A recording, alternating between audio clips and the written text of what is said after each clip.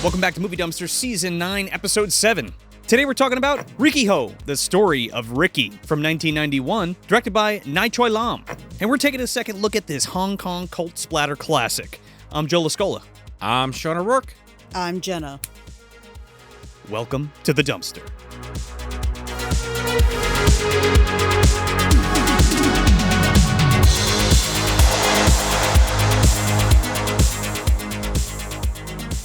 We're back in the dungeon, talking about some more Hong Kong cinema. We had to bring our good friend Jenna back from the Dragon Ball and the Body Melt episode. Oh, yeah. Welcome back, Jenna. And the Thriller, don't forget Thriller. Oh, yeah, that's a cruel true. picture. Thriller, the cruel picture. But this is one, Riki-Oh, we've been talking about for many years now. And last year when we did that Dragon Ball, The Magic Begins episode with Jenna, we all dressed up, by the way, if you haven't seen that. It's a great Go episode. back. That's a video episode you need to see. Yeah. Jenna was Piccolo, I was Goku, and Joe was Master Roshi. Or Movie Roshi. Yeah, it was great. We had a lot of fun doing it. And we talked about Riki-Oh. We were like, we all love Riki-Oh. We got to come back to this. So a year later, here we are, Riki-Oh, the story of Riki. It's one of those ones that has permeated our lives. I mean, and most people have seen it because, like, it's the Craig Kilborn thing from The Daily Show when he used to do the 5 questions and he'd show that clip of Tarzan smashing that dude's head. Right, yeah, it was a popular meme. There's a lot of shots in this movie. People passed around on the internet since it's pretty much its inception. Yeah. Heads getting blown up, chins getting pulverized. We're going to get into the lore of that. Fists getting punched into each other's fists and the other fist exploding. A man baby's eating cotton candy. It's true.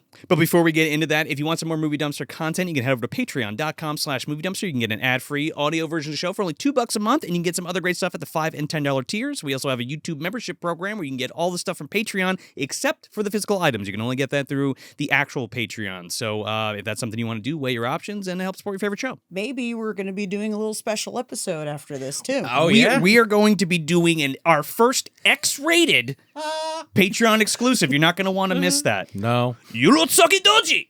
The Legend of the Overfiend. And if you're watching the show on YouTube, please like the video and subscribe if you're not already and share it with your friends. And if you're listening on your favorite podcast app, leave us that 5 stars and a review if you got the time. We're trying to grow this dumpster community and get into more eardrums, eyeballs, and everything in between. So only you guys could do that for us. And if you're looking for some merch or to find out what we're doing this year, where the dumpster guys are going to be, you can always head over to moviedumpsterpodcast.com. We also got the store there. We got t-shirts, hats, all kinds of stuff. The summer's coming very soon. Those beach towels will be back on the store for anyone interested. Gotta dry that rump. There you go. Rumpelstiltskin, in fact. Uncle Rumpel's on his way. But yes, moviedumpsterpodcast.com if you want some more. Yeah, so Riki-Oh. When was the first time you guys saw this movie? I'd like to know. I want to say this is one Joe definitely showed me, but I was thinking about it earlier.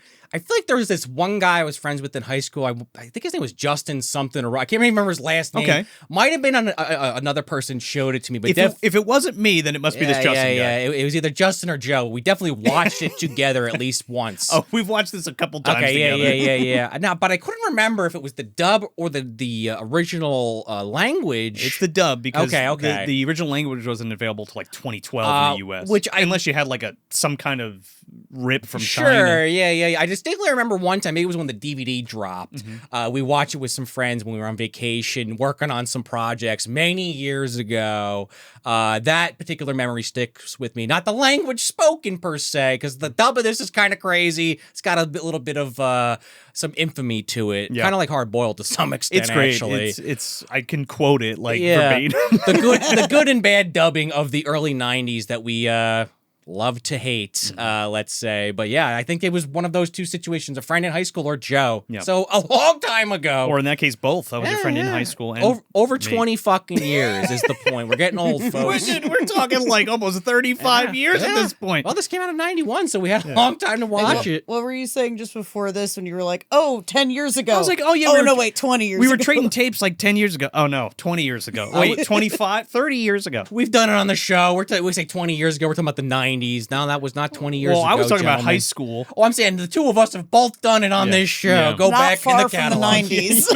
Now the 90s are like 40 years ago. Oh, God. We're almost in the 2030. Oh, my God. That's going to be scary. Yeah, holy shish. Well, what about you guys, though? I saw it probably 20, that that YouTube clip came out. Right. And I was like, I need to see this fucking movie. Of the head explosion. Yeah. And it was like, it just had all of those scenes, and then the very end where he just like punches the wall and the whole fucking wall comes. Iconic, right? Yeah. And so one of my friends had it on DVD, Zach. And Zach's my friend who introduced me to all kinds of crazy movies and stuff. Like, what was that movie that you were just talking about? Salo. He introduced me to Salo. Yeah. I watched all that crazy So shit good. with him. I probably saw Legend of the Overfiend with him too, honestly. Sounds like the type of friend that would show you that. Yeah. So I watched that high as God knows, like just giant bong rips. Oh, so man. The good old days. yeah, so that's how I watched this movie mainly for many years. All Like right. I saw Holy it shit. all the time. I had it on all the time, but I couldn't tell you anything about it. So you had in rotation. Yeah, okay. Yeah, and this was the first time. Well, this is one of like the maybe 3-4 times that I've seen it sober, Okay. and I'm like, Oh, okay. So that's what that is. yeah. On that note, not that I might have been drunk back. That was so fucking long when we watched it with our friends, me and Joe. This is the first time I actually saw it, I think, since that time. And that it had to be 15 years ago. It's a long time. I don't know. Some of these movies, I love them. I just don't always return to them. And then, I watch them for the show. It happens occasionally. I'm sure you've been there yourself, Joe. And it's just like, holy shit, I love this movie. Spoilers. And it's just like, why haven't I watched this in 50 fucking years? But the show brought me back to it, so I'll take it. I think it's one of those other things, too. Like when we revisit movies for the show, it's like I sit down and I watch them differently. True. That's true. Yeah. Because I'm like sitting there like analyzing them. Not that I don't do that anyway, just like from a filmmaking Again, perspective, that- but that- like You're not that just meant- sitting yeah. back and yeah, like I was hanging actually out. like looking at it and like because I'm gonna write about this or like talk about this movie, so so you get a little bit more granular when Yeah. you watch it, right? Notice stuff you might not have thought Yeah. about. So yeah, man, for me, I was talking to Jenna a little bit before the episode, and I've mentioned it before, but like badmovies.org was kind of like my Bible in high school and like late 90s into high school. And Andrew Borntreger found all these weird movies and had posted about them online and did reviews on them. So that was like my first, for me personally, that was like one of my first review things that I kind of got into. That and Arrow in the Head were like my two big ones that I used to frequent for like weird shit. Because I always liked to find the weird movies, right? Because I knew about Texas Chainsaw and I knew about Halloween and all that shit. I wanted like all the weird shit. All the stuff that's not at in the case video you store. don't know and you've never seen Movie Dumpster before, that's what I'm looking for. Look around the dumpster Yeah, yeah. dungeon. Yeah. Video dungeon. So that's where I heard about it first. But then we were talking about also video stores. Like, so I couldn't get I knew about this movie and I saw like low res ass like 280 clips like on fucking on dial up internet and being like, oh my God, I need to find this movie. And the thing back then was you couldn't just jump online and find it. And I've told the story before, but like if your video store didn't have it, you didn't fucking see it. Well, that's And- what I mean by like, you're going down the aisles in Blockbuster A to Z. It Yeah. just didn't. It wasn't there. Or even like the mom and pop Yeah, shops yeah. where you probably find stuff like this. And conventions were a big thing where like if you couldn't get your hands on it, you probably bought a bootleg of it there. Chiller. We always talk about Chiller. You know, They had it, right? Yeah, it was big for anime. It was big for movies like Oh, yeah. Riki-Oh, like especially international stuff and like stuff that was just on tape that you couldn't get. You know what I mean? Well, especially back then, you had to buy Yeah. Dragon Ball on tape or watch it on the Mexican channel if you Yeah. wanted to see it that, at all. and that's it. Yeah. Much less in its original fucking language. True. Oh, you know? yeah. Well, it's dubbed even on the Yeah. right. Yeah. So I saw Goku talking in Spanish is something else, man. Look it up. So the first time I actually saw this was if you jump back to the Stage Fright episode, I talk about my family friend Ron, who used to come over and like give me different tapes, and he gave me the Stage Fright tape. This was one of those movies that he gave me. He gave me this and Naked Blood, which is another like Japanese like J horror extreme movie, and it blew my fucking mind when I first watched it on tape. It was so good, and I fell in love with it since then. I don't have that tape here because that was one of the ones I actually had to give back to him, so that's why I don't have that. And I just fell in love with it. We watched it all the fucking time. I got the DVD. I think the DVD came out around the time I met you anyway. That's too. probably what it had to be. This version, right? Yeah. Well, not this one. I have it upstairs, but it's like the bare bones, just like VHS Okay. rip. What is this? 4K you got on the table? No, this is the Blu-ray that came out Okay. from 88 Films, I think, last year. And as soon as I saw it, I was like, oh, got to get that because Okay. it's the first time. We'll get into it, but Sure. it's, Yeah. I it's didn't mean the- to jump the gun. I'm just curious. Yeah. It's one of the first times that it's available with the original Cantonese, but I'll talk about that in a little bit. All right. We'll get there. Yeah. But yeah, the dub. We were just talking about the dub. The dub is fucking great. It's just one of those things that I always remember. Like, oh, you got a lot of guts, Oscar, and like all the kinds It works for this movie. Yeah. Like something like Hard Boiled, that doesn't sound like it would work. Well, as we talked about it in Hardball. There's definitely some lines like, "Oh, give a man a gun. He thinks he's Superman. Give him a second one. He thinks he's God." And the famous bullshit line. Yeah. But yeah, I mean, when you see what the original intent was, it's like you can still love one or the other. Don't get me wrong. I think in this case, what like Joe's saying, it's almost because it's so silly. The movie's amazing, but the dialogue's silly. And on a rewatch, maybe back then you didn't think about it. Or like when the big fat guy comes in to the thing, he talks like this in the dub, and it's like, I'm gonna kill you for some rice or whatever the fuck he says. Turn your body into meatballs. Yeah, well, that's while he's drooling, like, because that's what fat people do. They drool. Yeah. and it's just been a staple ever since. It's just so good. Question: what other movies did you find out about through that website? Meet the Feebles. What else did I find from there? Oh, Creatures from the Abyss. From there, it was mostly Peter Jackson's movies too, because it was like Bad Taste, Meet the Feebles. I had saw Dead Alive, because that was in the video store, but I could not. God, I remember seeing just the cover, the stills for Dead Alive, and being like, I need to see this movie. Yeah. I remember. I was so like gore thirsty back then, which is why this movie. I forgot. That that's why I wanted to see this movie was because of like that gore thirst. You're that I had. absolutely correct, and shit and we were talking about that too, like Cannibal Holocaust. Like I wanted to see it, like Faces of Death. Like you had to, you needed to rent it. Yeah. Solo, not so That's much a little bit Solo, more just the sadistic nature of the film. But like hyper gore movies, like that yeah. Naked Blood movie that I was just talking about. That movie's like hyper hardcore. I never heard of it. I'm gonna. Yeah, that it's sounds good. These chicks take a drug that turns pain into pleasure. Oh, I do and know. they're like cutting I have seen that. themselves. That's and, part like, of the guinea pig series, right? I don't know if it's part of the guinea pig series. Okay. I just remember vividly the one scene where like she cuts her nipple off and like fucking deep fries it in tempura and like eats it. Oh god, the guy in Mad Men, he didn't quite take it into the deep fryer. Yeah, it's crazy. Yeah, but that's so funny. Yeah, you were always looking for movies to like gross yourself out or like find the worst shit and like show people and stuff like that. I know that was me in high school. Which kind of, if you think about it, this is kind of that Dragon Ball movie meets Body Melt. Yeah, it is a little bit. Yeah. It's like the best of both worlds, like put into one. Because I was even saying that earlier to Joe that this is you think about all that stuff from the 80s and 90s, like shown in anime or manga, was like, which this is based off of the Riki-Oh manga. I mean, we'll talk more about that in a little bit, but it was like that hyper-violence, Fist of the North Star, even Akira that came out around the same time. Like, that is what people did want. You guys were talking about like Appleseed or even like Ghost in the Shell. And Ghost in the Shell's not that bad. It was more so the nudity in that, but it's just like the hyper violence and the skill that these animators put in. This is all before computers were really helping them do their job, for better or worse. But the skill, like people, I feel like always talk about the Miyazaki movies, and rightfully so. But there was other artists doing stuff like this, or even Legend of the Overfiend, which again we're gonna talk about on Patreon. We're gonna get more into the anime stuff on the Legend of the Overfiend. The episode. technique. Of it is just you don't see it much anymore, and then it being translated from again the manga is more of the post-apocalypse. That's why I think officially the story besides the hyper-violence. Yeah, they translated it super well into film.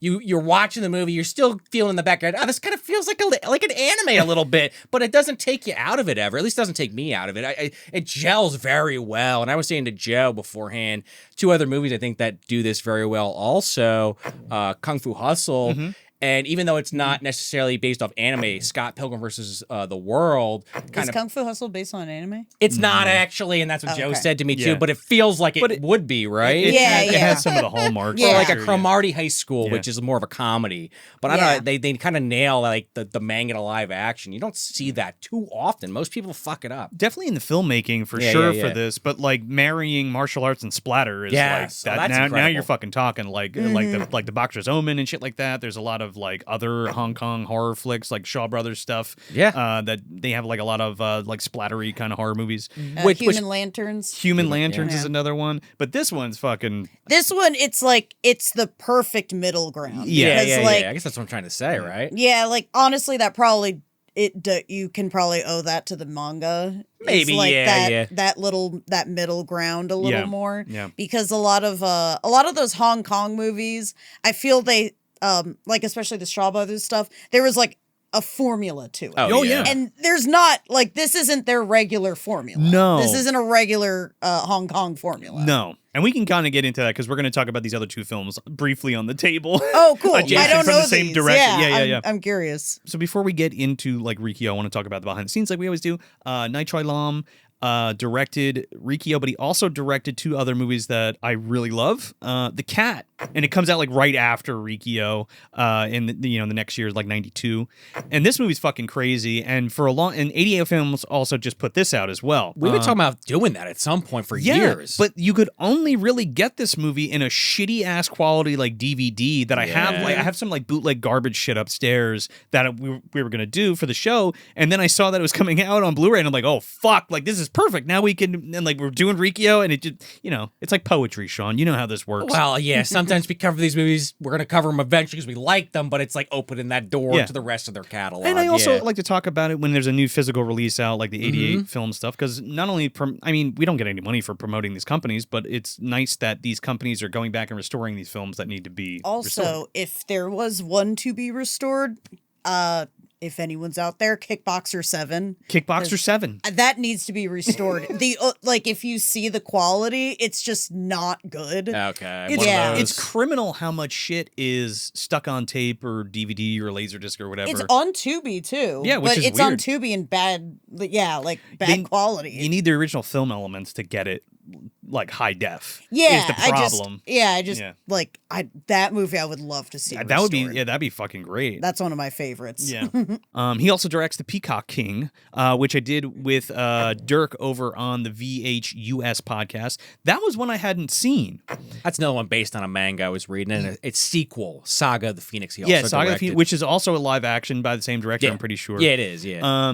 That movie fucking rules, dude. I saw that for the first time a couple years ago when I did that show with Dirk, and he introduced me to it, and it fucking rules. Like, you guys would love it. Okay. I need to see both of these. I haven't seen.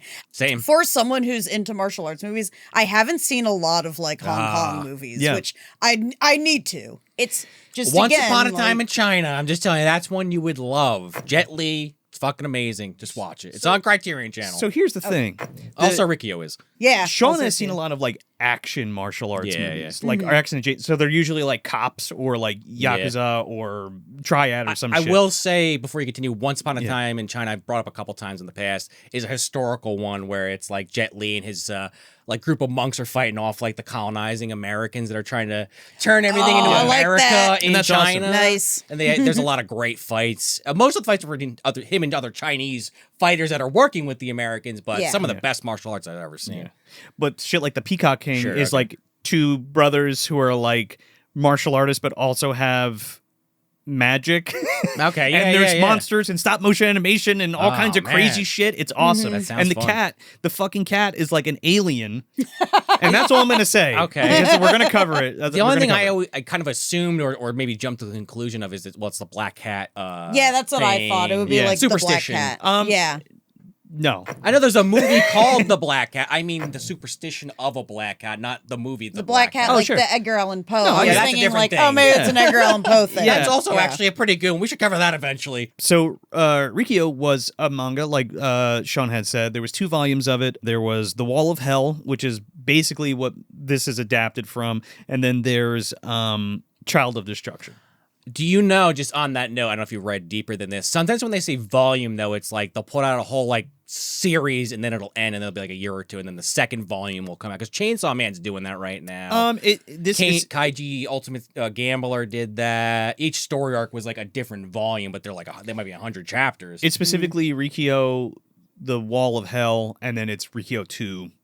So that's probably what Child I'm of Destruction. describing, I'm guessing. Not like 2 volumes of like 2 graphic novels. It's probably like one volume might be 10, the other one might be... Maybe, I'm just I'm not guessing. sure. I know what you mean. All right. It I sounds like it's Yeah. probably just like one of them's like the prison. Sure, Yeah. Since it's because Wall when of I Hell. looked Yeah. it up, they talk about how a lot of the stories him looking for his long lost brother, and that's literally not even in the movie. Yeah. So, okay, that's probably what It might be is. the second piece that wasn't. Because I'm kind of curious. I say this sometimes when we cover stuff that's adjacent to like a Hellraiser or something like that. It's like, oh, there's a book based on it. Like, I want to read this, but I don't. Just like Fist of the North Star. I feel like I've been saying that for 30 years. I'm going to read this. Yeah, and you never get around to it anyways. I am interested though. I don't know. Well, the Riki-Oh 2, the manga drops the year before this comes out. Oh, okay. So the first Riki-Oh, I think, is just all the stuff in the prison. I'm pretty sure, right? Because then it probably wasn't out when they were making. Right, exactly. Because then there's an anime that comes out before the movie 2 as well. I forgot there was an anime. I know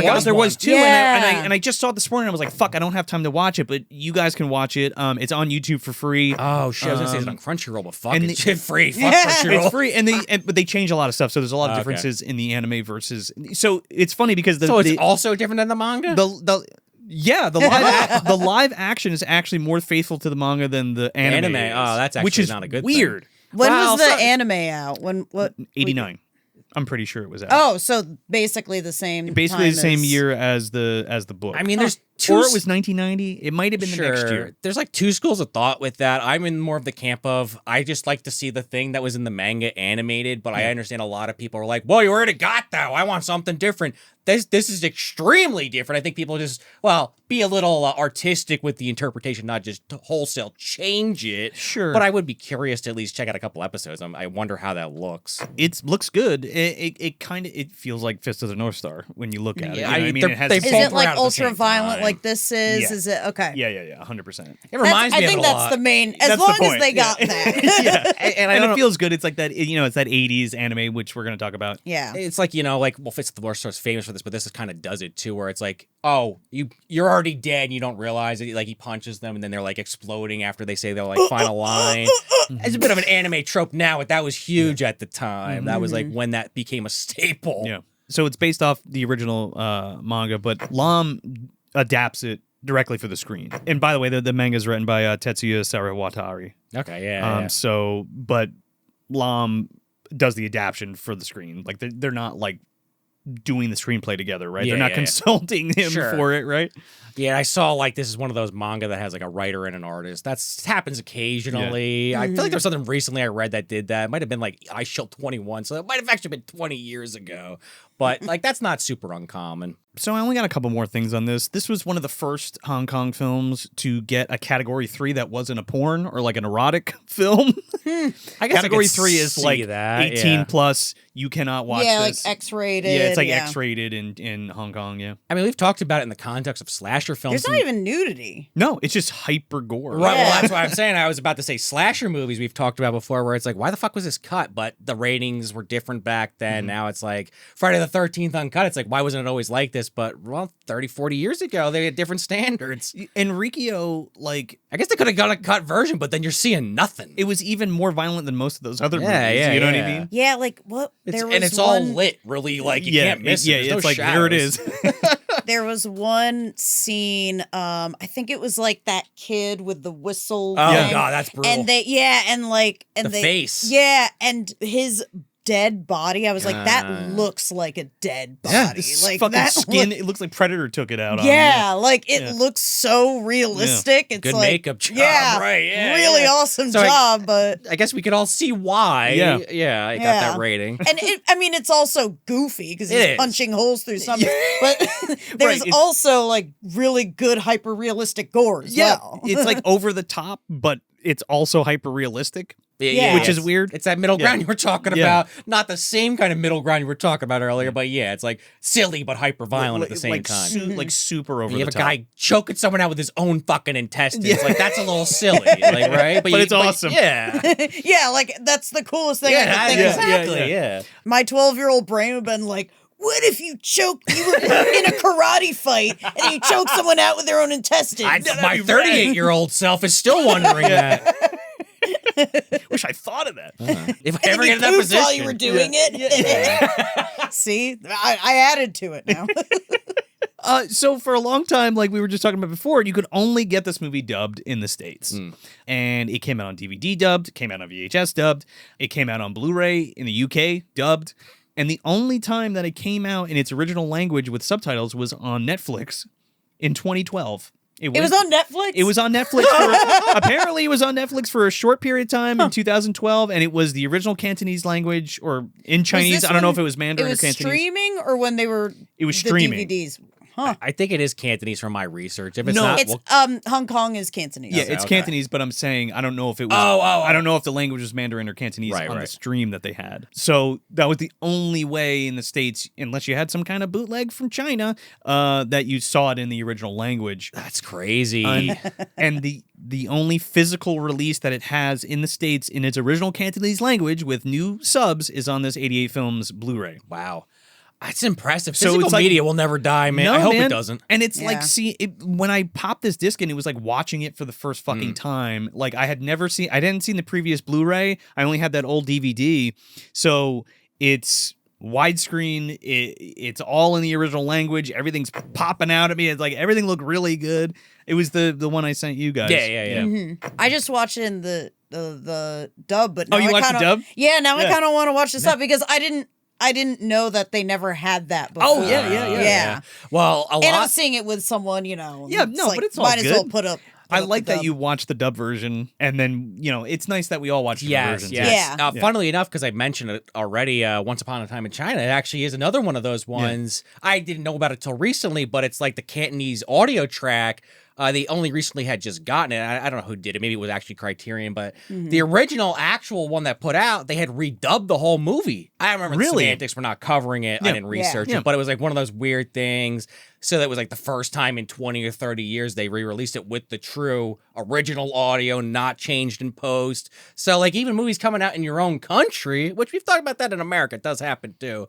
Especially when it's in overseas films when we're less familiar about it and you read it, you're like, what the fuck? Why did they change their own language? Shit happens, All man. right, Well, yeah. that's why I said, like, I don't know if that streaming one was in Mandarin Yeah, or right. Cantonese. I I guess have that's no what you idea. mean. Yeah, because they Yeah, might have yeah. just been They like, might have well, been it's fuck it. Mandarin, yeah. Whatever. I'm all for the dub. It exists. I definitely am the type that might poke a little fun at it, but I'm not trying to yuck anybody's yums. I mean, it's nostalgic, the dub of Riki-Oh specifically. Because I always bring up Lone Wolf and Cub, because Oh, the yeah, Shaw yeah, Brothers yeah. version is just Shogun Assassin. Yeah. And they just combine the first two movies, but that's like a 5-movie series. Like, and it's like, both of them trunk- are good as a The dub's truncated. pretty Yeah, awesome for that, though. yeah. So I'm glad that people can see it and have been able to, Wu And Tang it's and in, everything. yeah, it's in a Wu Tang Yeah, song. she did the whole Liquid Swords The double album. So I'm glad it exists, but I want the original. Yeah. I guess that's the long way to say that.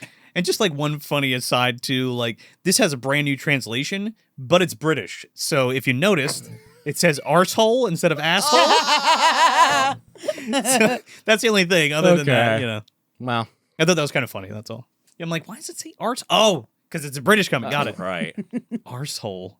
And I'm like, did they? Colorful. Yeah, colorful. Did they say? I was like, did they say arsehole in China? Well, I mean, Hong Maybe. Kong. Oh, well, yeah. No, Well, yeah, it might. British rule. Yeah, they No, might. you might. Yeah. Might. You're right. Last thing, there's an unofficial sequel of this to this movie. It's not called Riki-Oh 2. Well, it is called Riki-Oh 2, but it's one of those old titles. Super Powerful Man from 2003. And Louis Fan comes back to play Riki-Oh, but his name's not Riki-Oh in Bushwhacked. Basically, Yeah. it's one of those. pretty much. Daniel Stern's back as Marv, but he's not Marv. His name's yeah. Haitian in it. Okay. But it's basically like an adaptation of Riki. I mean, it might be the second one. I don't know. I haven't seen it. Yeah, just on that note, because I don't know how much it'll come up in the actual review. Yeah. But yeah, I know, Joe, you sent us the rip of the Blu-ray, but I ended up watching on the Criterion channel for convenience factor. Yeah. And is it like this in this subtitles? But they translate Riki-Oh the whole fucking time as Lik-Wong. Lik-Wong, yep. Okay. I didn't know if that was a translation issue because I was reading after we did that Hard Boiled episode that I talked up the translation in that new disc, but then I read that it was AI enhanced, so I don't know if all those names were accurate. Now I don't know if the new one on Criterion, because I think it was like the Fortune Sun Rip, the company, if I'm getting that name wrong, but that's the company that did it. I don't know Sure. if they also did that. I didn't do hard research on that, but I wonder why some of these names. I know that his name in China or Cantonese is Lik-Wong. Yeah, But so I wonder if that's just they fucked up because they used a machine or that's humor error. Like I get confused about that. no, I don't think they fucked up. I think it's just they have multiple names for multiple characters. Yeah, it gets this confusing. Is the Monkey Boy Yeah. Gohan thing we were talking about. Mhm. I mean, not Right. exactly the same because that Or was a rights, Foxy. that was like in, a rights issue, but yeah. Yeah, Foxy from Hard Boiled had all those different names. Yeah. We'll get into it okay, because okay. like there's like the dub version of the names, then there's two different names for like the one from the manga, the one that's listed on wow. fucking IMDb, and the one that they actually say in the film. That's crazy. Yeah, okay. Just an interesting thing, like, especially when you go back to these older 90s movies, especially Yeah. when they come from overseas, the naming conventions. Is this accurate? Did someone fuck up? Am I putting two and two together when they don't actually add up? I mean, they might have fucked up, but I also think it's just going from Japanese to Chinese Sure. too. Oh, You yeah, know what I there's mean? that too. Where they do that. You know, I mean, it's a completely different fucking language. yeah, I mean, Yeah. I'm claiming ignorance on Yeah. some level. I got to read more about it. I mean, just it's kind of curious. like naming, like you have a character in China and their name's like Fi Shong Li, and then Yeah. they come here and they're Jet Li. Oh, Yeah. well, Right, exactly. That's Philip it. Guac, who is the stunt coordinator of this movie and was Mad Dog and fucking Yeah. Hard Boiled. He actually, that's just his name he uses in Hollywood, but his longer name is his traditional Chinese name. Like Louis Fan is the same way. Yeah, okay, which I yeah, have yeah. written down, and we'll talk about it later. sure, yeah. But yeah, that's pretty much it. Do you want to plot crunch this for us? Okay, Come on, you can do it. let's do it. Yeah. Riki-Oh is going to a prison, and this takes place in 2020. 2001. 2001. The far future. future of 2001. Yeah. Where all prisons are privatized. What a concept. Which Never I could think of that. Yeah, that's totally not going to happen. Give this guy his check. He just passed. Go, give him 200, right? Like, holy shit. Yeah. To be fair, I don't know if they're doing that in China. Probably not. No. But welcome to Hopefully not. dystopian America. Yeah. He's going to this prison, and he's doing that because something happened. He's got bullets in him. Yes. They're like, "Oh, why do you have the bullets in you?" And he's like, "The safekeeping." And you're like, "Okay, this guy's weird." He doesn't want any trouble with anybody. He's in jail because he got revenge, which we'll find out later. And then he just has to kind of survive being in jail. He Yeah. survives being in jail, and then you find out that the reason he's in jail is because he's trying to take down the it's not the reason, but Yeah. he's trying to take down this poppy plant. Yeah, this Poppy opium plantation. plantation, Yeah, an opium thing, that greenhouse. And it's because we were saying, like, we don't know if it's his girlfriend. Well, we'll get into that. Yeah, we'll get Or into it. his sister, but His someone was friend in quotation marks. yeah, Yeah. some lady, Your lady friend? Yeah, his life some- partner. some girl that Something. she ended up Like Jenna, like you're saying, he's going after them because of the drug thing, and he ends up like getting in fights with all the big bosses of the prison. Your classic anime trope. Oh, yeah. But he can punch holes through people, so it's a little bit more complicated than that. It's not as simple as you may expect. He's got some of that Qigong stank on it, dude. Yes, and like every bad guy's a trope, like an anime trope, like in the best way possible. Oh, yeah. And he fights them all. He's trying to save the day, like you said. and then spoiler alert, there's a meat grinder involved. yeah. Oh Yeah. God. Yeah. We'll be getting to the meat grinder. You're going to the grinder. Oh yeah, that joke's going in there. Good Burger's going to be coming up a lot. You mess with Kurt and you go into the grinder. So yeah, we kick this up and we're on a prison transport, and I love the fucking score of this movie, and it's just so good. It's almost got, how do I put this? It's almost got like a Chinese John Carpenter vibe to It it, does a little bit. like with the dung dung dung dung dung. I don't Like know. Big Trouble Little China comes to mind. Kinda, I yeah. mean, maybe it's because of the Chinese connection, Yeah. but it feels like that a little. Yeah, it has that synth vibe. You know, it's Yeah, just yeah, really, yeah. it feels really good. I mean, actually, that movie's almost more Chinese folklore than this. Yeah. But let's not go down that rabbit hole. So like Jenna had said, it's 2001 AD in the far future, Fucking Jetsons logic. and the capitalist countries Oh have. shit, that is when 9/11 happened. Oh, well, Everything went down You from think there. you think Yeah. it was like I wish we had a Riki-Oh then. Is 9/11 yeah. like? Do you think that happened? in conspiracy. Riki-Oh? It was because of the opium, obviously. Probably. In this universe.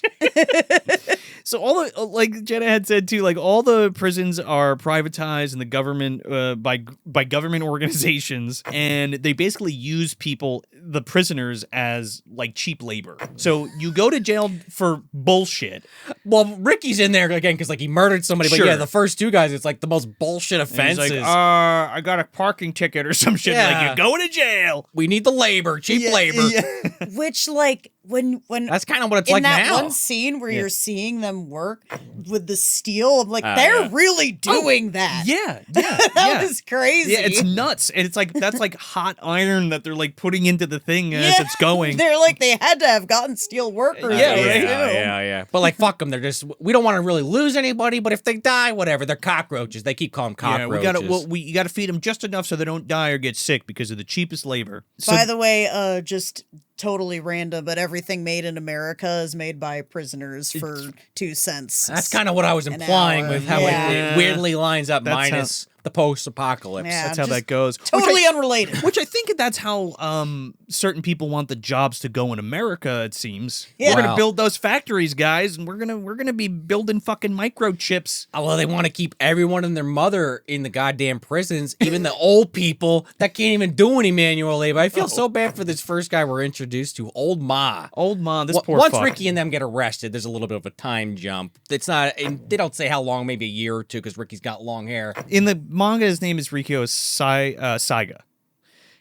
But then they change his name in this to Lik-Wong. Oh, okay, yeah. And he's played by Louis Fan, and his actual real name is Fan Si Wong. And he was in IP Man 1 and 2 and 3. Right. Like yeah, Oh, yeah. really? that was like his big Which like his one, big movie. what's he in? He's one of the What- main characters. He's Yeah, he's not like one of the the main titular, characters. but Yeah. he's like one of the secondary or third. Okay. Yeah. It's been a while since I've seen it, but I saw that too. I just want to preface it because he comes into the place and he goes through the metal detector, and they're gonna bust his ass because like he's got a weapon on him. The belt. And well, no, it's not the belt; it's the bullets that are in his chest. Yeah. They focus on the belt. and you're like, first. "Fuck, this guy's got like bullets in his chest," and they like, and it's just creepy as fuck. And they're like, "How'd you get those?" And then he just like is quiet about it, like so it unfolds as we go. It ends up being an interesting plot point. I do kind of wish we got what I read they had in the manga, where he literally is kind of a fist of the North Star, where you see the indentation from Yeah. the bullets. Also, later when he gets shot, it doesn't line up with the rest of the movie, where it's like he keeps grabbing his chest all the time, and he totally gets shot in the fucking stomach. Well, it's funny but that- I'm splitting hairs. It's funny that you say Fist of the North Star too, because like in the anime, I haven't read the manga, but Okay, I yeah, watched yeah. some of the anime, and he has like a mark on his hand, which is also in this, but they didn't do it in the movie. He's supposed to have the fucking pentagram on his hand. yeah, it's like a pentagram or so, like, diagram, actually. yeah, or whatever it is. Because it's, I was reading, again, didn't read the manga, so I'm kind of going off of what you're saying to Yeah. yourself, Joe, but that it's supposed to imply that's why he's so powerful. yeah, it has something to do with it, I'm sure. Yeah. In Fist of the North Star? In this In this Riki-Oh, Oh, yeah, okay. yeah, he has like a dot, like one of those on his Well, hand. because he practices the Qigong. The Qigong. Yeah. or Qigong. Yeah. Yeah. They'll explain that, yeah, because he has like a flashback. Yeah, you're my right. God, When yeah. he first goes Yeah, into with prison. that It's old great. man. Yeah. Which made me think of Last Dragon a little bit, which also does a similar sequence in the beginning when he first gets trained. There's like that little like segment when he's learning, then you flash forward to like when he's an adult. Yeah, I did kind of love that. He gets his training. Yeah, when he's like meditating and like thinking about it, you get a breakdown of this prison, and there's like a east wing, Mm-hmm. a south wing, a north wing, and a west wing, and they all have Bosses. bosses essentially, which are the four, the gang of four, and then you have the assistant warden, and then you have the warden. and it's like very Yakuza based. A Yeah. lot of this movie, if you've played the series Yakuza or Like a Dragon, I guess it's actually called, or you watch Yakuza movies, I get it's China. Again, we said it 2 or 3 times already, pulling from a Japanese manga. Yeah. But there's like a shot towards the end when they're all lining up for the war, and I was like, fuck, that's like literally what the Yakuza do. They line up in the row, they roll out the carpet. Oh, and they yeah. do it for politicians too, but I think of the Yakuza, Yeah. the blocks. It's like a corrupt thing, yeah. So we get introduced to Old Ma, like Sean was talking about, and this poor guy's just brushing his fucking teeth, and we get introduced to this guy, Wildcat, oh, God. who's also called Old Blackie. Okay. Okay, and I forget what he's called in. Do you remember what he's called in the dub? Don't. Okay. Nah. He's like he's like this lower level Shit heel, yeah. boss guy, and poor Old Ma is just brushing his teeth, and he ends up like the guy takes his washcloth. He's like, oh, that's my washcloth. And he fucking like kicks him across the room or he gets like thrown across the room into the fucking wall. He's not reading the room though. Everybody else like moves out of the way when these fuckers walk in. Yeah, he's like seriously. too old. He doesn't notice. And this poor guy's like, he's about to get out on his probation or whatever. And Wildcat's like, you don't fucking go anywhere unless I say so, because like I'm the chief of this block or some shit like that. So this toy falls out of his shirt and he like ends up like smashing it over his head. Here's the thing, like, how do they get so much contraband in this fucking prison? Well, he's like, I've been collecting pieces of wood and I built this toy train for my son. They have like knives and like just straight swords, and he has that fucking wood shaver in his thing. Yeah. And he basically He got it from the stepfather, obviously. building those birdhouses. Also known for building stuff in that movie, yeah. Well, Wildcat goes to leave, and this guy gets all pissed off. Old Ma gets pissed off because he wants to go see his family. So he like pulls out the thing that he's been like whittling his toy with and goes to attack him. Stupid. This dude trips, and Wildcat catches the thing. It's like those shavers, like those really razor thin shavers for woodworking. And he fucking grabs it and cuts this guy's fucking nose off his face. Yeah. It's insane. And that's when you know you're like, okay, All right, this I'm is what I'm watching in for. something. Yeah. I forget if it's this scene or right after this. Ricky kicks him into like this broken broom handle, or what the fuck is it? Is it the woodcutter knocked over, but it's like stuck in his head? Oh my dude. Lik-Wong like walks in and just like has his hand in his pocket and trips fucking Wildcat on his way out, and he like falls into this piece of wood with nails in it. Yeah. And you just see it like full frontal, like hits him right in the face. There's so many The shots. eyeball like goes in. They love like eyeballs eye and shit. nails. The dummy yeah. heads they use in this movie, the multiple dummy heads, like you don't even care because it's mwah, such an amazing shot beautiful. every time. You're like, all right, dummy head's back. Someone's head's about to have something Yep. serious happen. That's how you know. You're Yeah. like, this is gonna get good. Face is gonna get sliced off, or it's gonna explode or something. Oh my god, it's so good. So Wildcat's like, oh, I'm gonna get this fucker. Ricky didn't think it through, man. No, well, he didn't know what was coming. Yeah, He's yeah. like, oh, I'm gonna release Mad Dragon so that he can go kill Riki. Out of the what do they call that? The confinement, solitary confinement. He's like this big guy, huge like drooling and It looks shit. like King Hippo from Punch Out. And it's like, okay, like this guy's like a little overweight, but like they make him disgusting. I gotta see this guy in the Gross. manga. He's Yeah. gotta be gigantic. yeah, in the for manga, sure. I'm sure it's like, bleh. Sloth or something. It was right? almost like the Beast from Kung Fu Hustle. a They little got him bit. like- Well, it reminds me of that. Even the warden kind of looks like the Beast from fucking. Oh, Kung Fu. kinda, yeah. It's the hairstyle. But yeah, they're in the showers. Ricky's showering. They're all wearing shorts, no nudity. Well, except All for the that one gore guy. But there's one guy. There's He was one like, guy with his ass he out. was like, I'll show my ass. I don't mind. Because the guy Like, gets thrown to the wall next to him, right? Well, Mad Dragon comes in and fucking, he's like, I got paid in 80 pounds of rice to kick your ass, and I'm gonna grind you into meatballs. Meatballs to go with the He rice. punches Riki across the fucking bathroom and like hits the wall, and that guy like grabs his dick and like runs away. You know, speaking of Kung Fu Hustle, that's the naked guy from Kung Fu Hustle. There's the guy that goes, woo, woo, with the hair always fucked up. Oh, in the bath. The one is who that has his, literally him? Nah, it's MDU. Movie Dumpster Universe. the one Jenna, that come on. always has his butt crack. hanging Yeah, out? that guy. Oh, yeah. They all moved to that town after the movie. Don't worry, we'll get into Oh it. yeah, that makes sense. Movie Dumpster Universe. It's all Yeah. connected. And he goes up to Riki, and Riki just like punches a fucking hole into his stomach and then like rips it out. And that's the first time you see him do this. You're like, oh my God. Yeah, holy shit. He could just do that? Yeah, it's not the last time, No, but it's The like first time. Yeah, and you look because like you see it, and then you see the hole going through, but then it'll cut back, and like he's still alive, and he's like, ugh, and it's like a completely different hole. Like it's not the same hole, but it's great because like guts are spilling out everywhere anyway. It's so you're- good. Yeah. Fucking Wildcat runs at him with a nail, I guess, and like he catches his fist, and the nail goes through his fucking hand. That's an fucking thing iconic I've one. ever That's when you seen. see people meme. Yeah. breaks his fucking fingers, and he's like, oh, and he's all like mangled and shit. And also, we did And forget he to. just pulls the oh, nail it's so out. good. And then his fucking like signature like thing where he like licks the blood and just Oh, like cracks so his knuckles. good. So the whole reason he's getting attacked in the showers is right before this, old Ma, like Joe was saying, he got his promotion or his probation denied, and he This just wants poor to, old bastard. just wants to see his kid again. He's in jail. They explain because he accidentally hit someone with his car, killed somebody, but he's gonna get out. Not anymore. And Riki hears that. Ricky hears it, and the guy kills himself, and Ricky is kind of like taking this guy's burden onto him, himself. He knows he can handle it, but it's this fucked up thing where everyone in the prison kind of respected this old guy. He didn't bother anybody.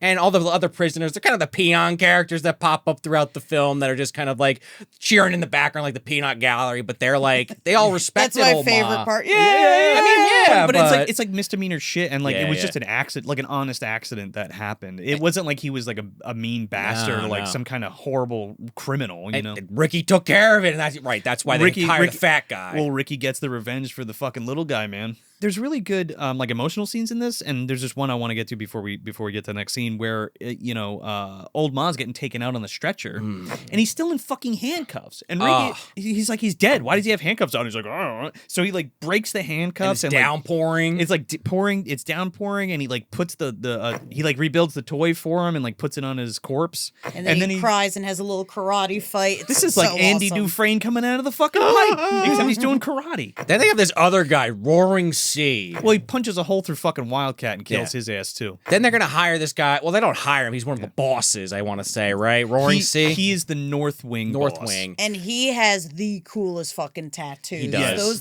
because it's like the Yakuza tattoos. It is. Yeah. But it's Chinese. Chinese version, Which, yeah. which is actually so fucking It's cool. really fucking cool, and they call him. His name is Roaring Sea, and that's like what the thing is the on his tattoos. back. Ahai, I believe, in one of the versions. Again, like we said, some of the names vary from version to version. His name's fucking Oscar in the is it? in the dub. It's closer to Ahai, and I yeah. wonder if Ahai actually translates Yeah. to Roaring Sea. Again, Yeah. language barrier. They call him there, Sea. but- They call him Old North. There's like 4 different names. Yeah, for the this dub fucking I guy. watched, it was all like Brother Old Sea. East, Yeah. Old North, Yeah. Old West, shit like that. Yeah, but Brother C, Roaring C, Yeah. Oscar, whatever the fuck you want to call him. He's like, oh, you're pretty fucking cool. I saw you kill those fucking dudes. Like, you want to be part of the gang of 4? Oh yeah, talking up Ricky, And he trying just like to walks gauge him. away. He's like, fuck you. It's like, well, we gotta play this the hard way then.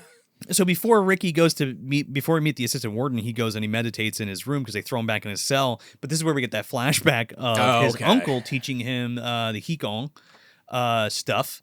And in this translation, his name is Uncle Nice Ghost. It's fucking great, dude. Okay. Can't say I wrote down what his actual name was, but I don't think it was that in the sub diversion. It is Uncle Knight's Ghost Uncle Nice in the Ghost. sub. Yeah. Oh man, I guess I don't remember that. Yeah, man. yeah. I had to write it down because Yeah, that's crazy.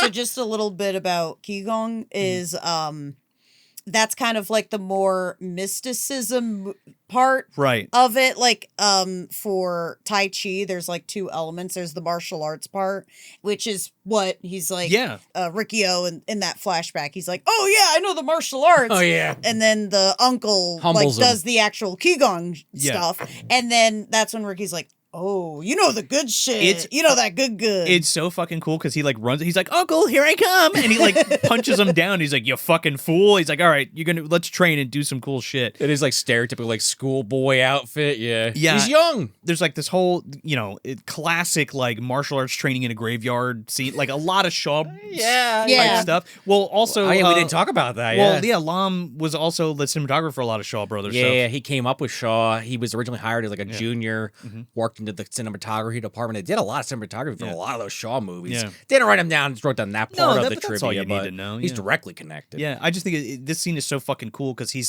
because Uncle Nice Ghost is like throwing fucking headstones at him and he's like punching him out of the way. He's like breaking him with his chest. That's and all the this ultimate shit. B movie part of the whole, the styrofoam dude. fucking blocks breaking on the arms. It's so fucking cool, and he throws this one at him, and he sticks his hands through it. That part's cool. And then like this is an important thing to remember because he's like, even though you're strongest, even though your opponent is stronger, you can be stronger than that if you just like keep calm or some shit or the like gentle touch or whatever. which is the Qigong Which part. is right. Yeah. Okay. So he comes running at him with this thing and he breaks it and he basically masters it. That's how he's able to fucking punch holes through people. He mastered the gentle ways by punching holes. By destroying gravestones with his chest and kicking the shit out of them. Lines up. So yeah, they take his ass down to the assistant warden's office. This guy's fucking hilarious. This guy's by the great. way. Now, in real life, this is Louis Fan's dad. Wow. Really? Yeah. Good actor. They don't look alike at all. No, his name is Fan Mei Shang. I hate this guy, but he might be my favorite character in the movie because of how great of a villain he is. He's great. Apparently, he's like a veteran martial arts actor as well. I just love the visual storytelling that this guy just has like 100 fucking porno tapes in the back behind his desk that no one ever addresses. There's like a bunch of porn. He's got like 4 TVs. It's like this, but it would be porn. Yeah, is that why he's also got a hook hand and a fake eye. You think that's how he lost that hand? He like just fucking was cranking. What's in his eye? Because mints. Yeah, it's just mints, right? And he's like, you want a mint? He drops them at one point, and he's like frantically trying to pick them all up. Like, oh no, my mints. I was like, is this a mistranslation? Is it? I guess No, not. we- No, we it's just always actually- been mints. We actually find out. They don't explicitly say it, but it's heavily implied he lost that other eye because the warden poked it out. Because later, when the guy trips on the carpet, he's like pretending he's on him because he's like, oh, my eye. He would have lost his He's like, other not one. me. That's how I lost it in the first place. Yeah, I was gonna say that too. I was thinking that at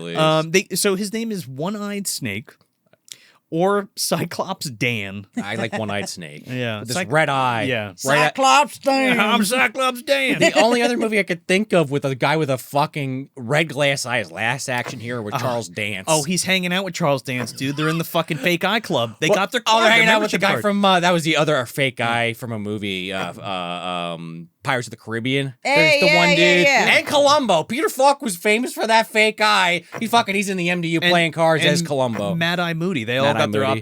the MDU optometrist card. Yeah. That's an interesting club. You gotta have you have a glass eye or have your eye physically. Does Thor get in there? I guess his was actually not glass. He got it he gets in restored. there. The guy from Resident Evil 4 is in there. That big guy that turns into the spider. Right, his fucking glass eye. for the thing to open the door.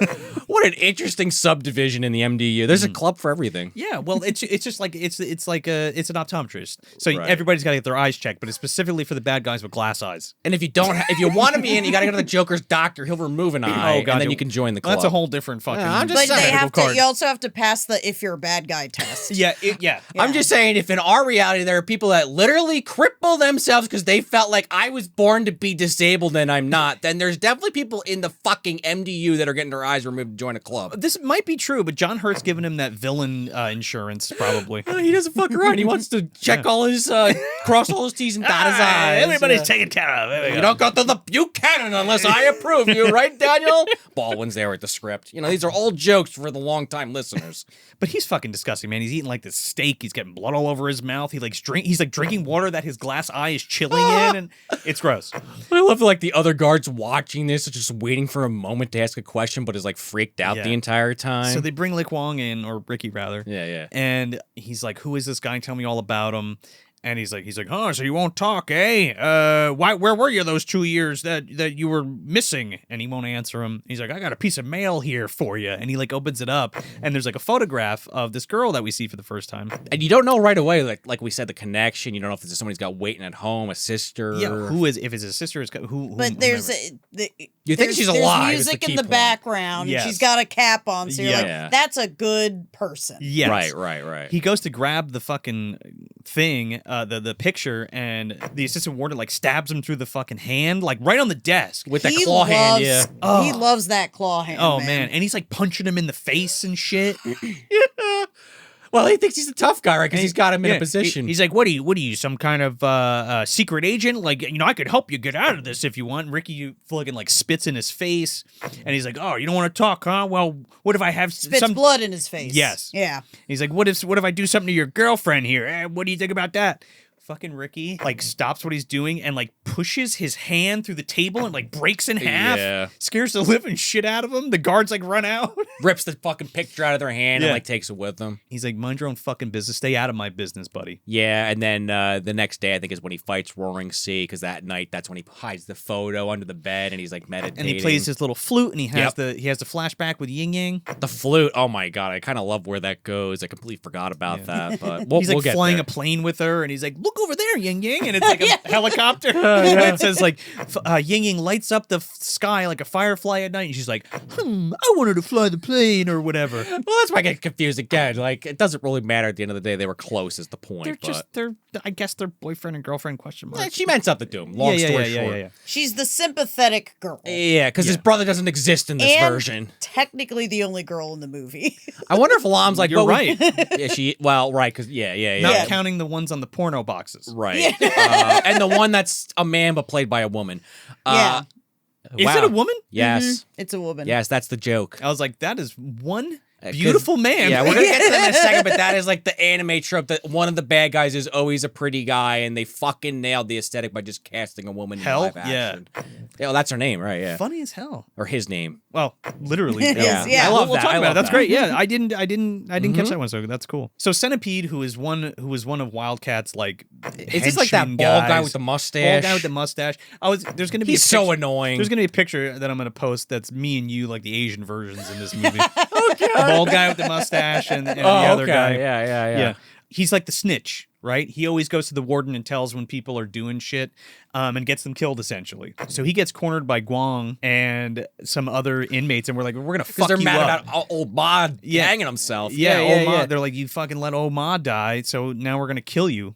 A Guang, which is And played by Guang- Philip Kwok, by the way. Yes. Okay. So Mad break this Dog from down. Hard Boiled. Yeah, he's fucking Mad Dog and Hard Boiled. There's so many actors from Hard Boiled in I this. know. They came out the next year, so he must have done Stock Coronation for that right after this, or maybe very shortly after. But I saw. or I actually, saw they're both Philip- 92. I don't know. I saw Philip Kwok's name and I was like, why does it sound familiar? And I was like, oh yeah, he's the stunt guy for Hard Boiled. And he's then I was Mad like, Dog. and I was like, oh, he's Mad Dog, and now it all makes sense. And he did it, like I said earlier, stunt coordination for this, or I think I said it earlier. He did Yeah. it for this. But yeah, he's got this big ass, like, separate, not separate, what's the term? it's like a sword. serrated knife. It's big like ass it's serrated huge, knife. and actually, it's the knife.